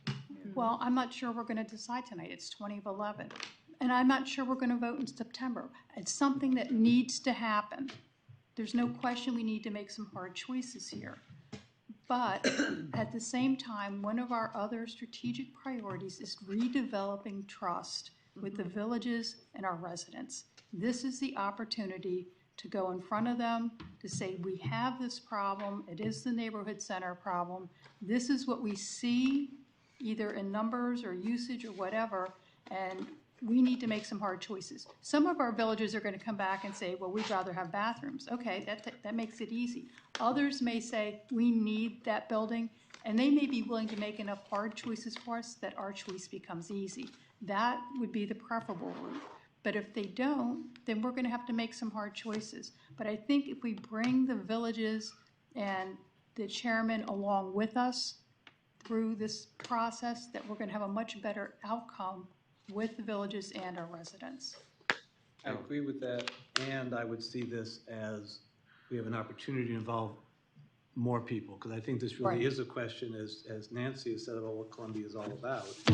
And so, I know, I don't know the mechanics of it, but I know there's places that have done budgeting exercises where they've brought people together and created using computer simulations, okay, but what if we decide to spend more money here? Where's that money gonna come from? And so they can start putting some of those projections in and seeing the actual outcome so that people can start to really see that we can't do everything. So if we say, yeah, we wanna fully fund the neighborhood centers, okay, that money's gotta come from somewhere, they're gonna have, and so they gotta help us with that. And maybe it comes to, because I know we've always said, oh, we can never raise the assessment, maybe that 1 penny in 18 years, whenever it is, but maybe it's, no, in order to fund what we really want in Columbia, we need to raise the assessment more. And that's how we're gonna fund it. I agree. But we gotta make the case, and it's not just us telling them, they gotta see it, feel it, and experience it. So what I hear is that I'm not going around. It'd be premature for me to go around right now. You're I wouldn't collecting. recommend it. I wouldn't either. Well, what I do recommend is this document's out there, it's public. And so you should at least take it to your village to explain that we're going to work with the villages. But we wanted to make sure that they did know that it's out there and you guys can answer any questions that your village boards may raise. Second thing is, I would target that the information, that we request the information to come back by the end of July. End of July. Well, wait a minute, we're gonna miss my board meeting, Oh, because my board meeting's on Monday. all right, how about So the is beginning? I mean, Yeah, so's hers. Everybody figures that one out on their own. So, no, Because by we the all- middle of We have 10 August. board members who have 10 board meetings that they have to go to with their village, so Right. everybody can figure that out. And well, it's- but I need it's the managers information that give the back. information. By the middle of Right. August, by August 10th. How about August 10th? Yeah. Okay, the information has to come back by August 10th. Yep. And You're not going August anywhere. 26th. Good try, Dennis. August 26th, what? Yeah, August 26th one. happens to be a meeting of the chairs of all the village boards. So if you want to start a conversation, we could target August 26th. I like that model, because that'd be a great place for us to start to socialize the That's- kind of conversation, we're right. talking- not a So- decision, here's your Right, choices. so I just want to put that out, Great. that get the information back by August 10th, and I will work, but I do know that there's an August 26th tentative meeting of the village chairs, and I think this might be a good opportunity, and I will make the arrangements. I'll check to see if that happens, but that's my goal. I want to meet with the village chairs, and you're all welcome to come Yeah, but can you let August us know 26th. where that Where's is? that? I have We're to double figure it overtime. out. Just I one think it's- clarification now. So on, So usually Kayla Hall. we are isn't it? supposed to send our questions to Janet by Tuesday. Yep. And when would the villages would know what information they are supposed to provide by August 10th? Yeah, as That's- soon as, I as mean, I'm soon missing as, that as piece soon in as between. Send it to Janet me puts- Tuesday, I'll get it to you before the end of the week. That's Okay. perfect. Then it's Thank you, you to Janet. go. Thank you, that's all we needed to know, so we July can 4th. tell the board that Right. they will have it by end of the Yep. week. Thank you. All right. So we got all that, right? And Allison has all that copied down and. Thank you, Are Dennis. you good? Thank you, Dennis. Saved you a lot of work, sorry. Dennis. Well, no, Postponed it's is more worse. work. It's just, Postponed is worse. All right, chairman's remarks. You saw it in writing. No, I'm not taking any questions. Sorry. President's report. Any questions from Milton? I really like the way it's being done, quite frankly. It's not a question, it's a comment. I love the challenges and it's really good. the way it's There's a being lot of good designed of information. this. A lot of Yeah. good information. Well, it's also the way it's laid out. All right, Inner Arbor Trust report. Was in writing. Okay. Tracking forms. Okay. Did, Go on. did my Jessica requests from last night get on the board tracking form? oh, probably not. I doubt it. No, 'cause This that was was put done out last Friday. week. Okay, well, I mean, I'm but they need to sorry. get on the board tracking form, so. Unless, Last night? I made 2 requests for information about legal cases and when the board was informed about things. Oh, from Tuesday night. 2 nights ago, whatever Okay. it was. Okay. Yeah, that would be good. I saw Hamilton last night, that's a word. How was it? Was it good? all right, proposed new topics. Talking points. I did have a proposed new topic. I can't remember what it is now. You can always email. It was Email fun. it for next Email's time. always. And see, it was fantastic, though. It was great. Thank God. Brilliant. Talking points. Items on the consent agenda were approved, which include approval of the minutes of the May 9th, 2019, and May 23, 2019 meeting, easement requests and invitees to stakeholders dinners in November and December 2019. The board unanimously approved the Columbia Association 2019 5-year strategic plan for the FY 2020 to 2024 as presented. The board voted unanimously to approve the CA board work plan strategic initiatives for FY 2020. 1, implications of legal cases, 2, village CA staff relationships, 3, facilities, and 4, master plan for Columbia community, including utensils. Sounds good. All right. So, anybody objecting? No objections. We're going to adjourn. Thank you very much.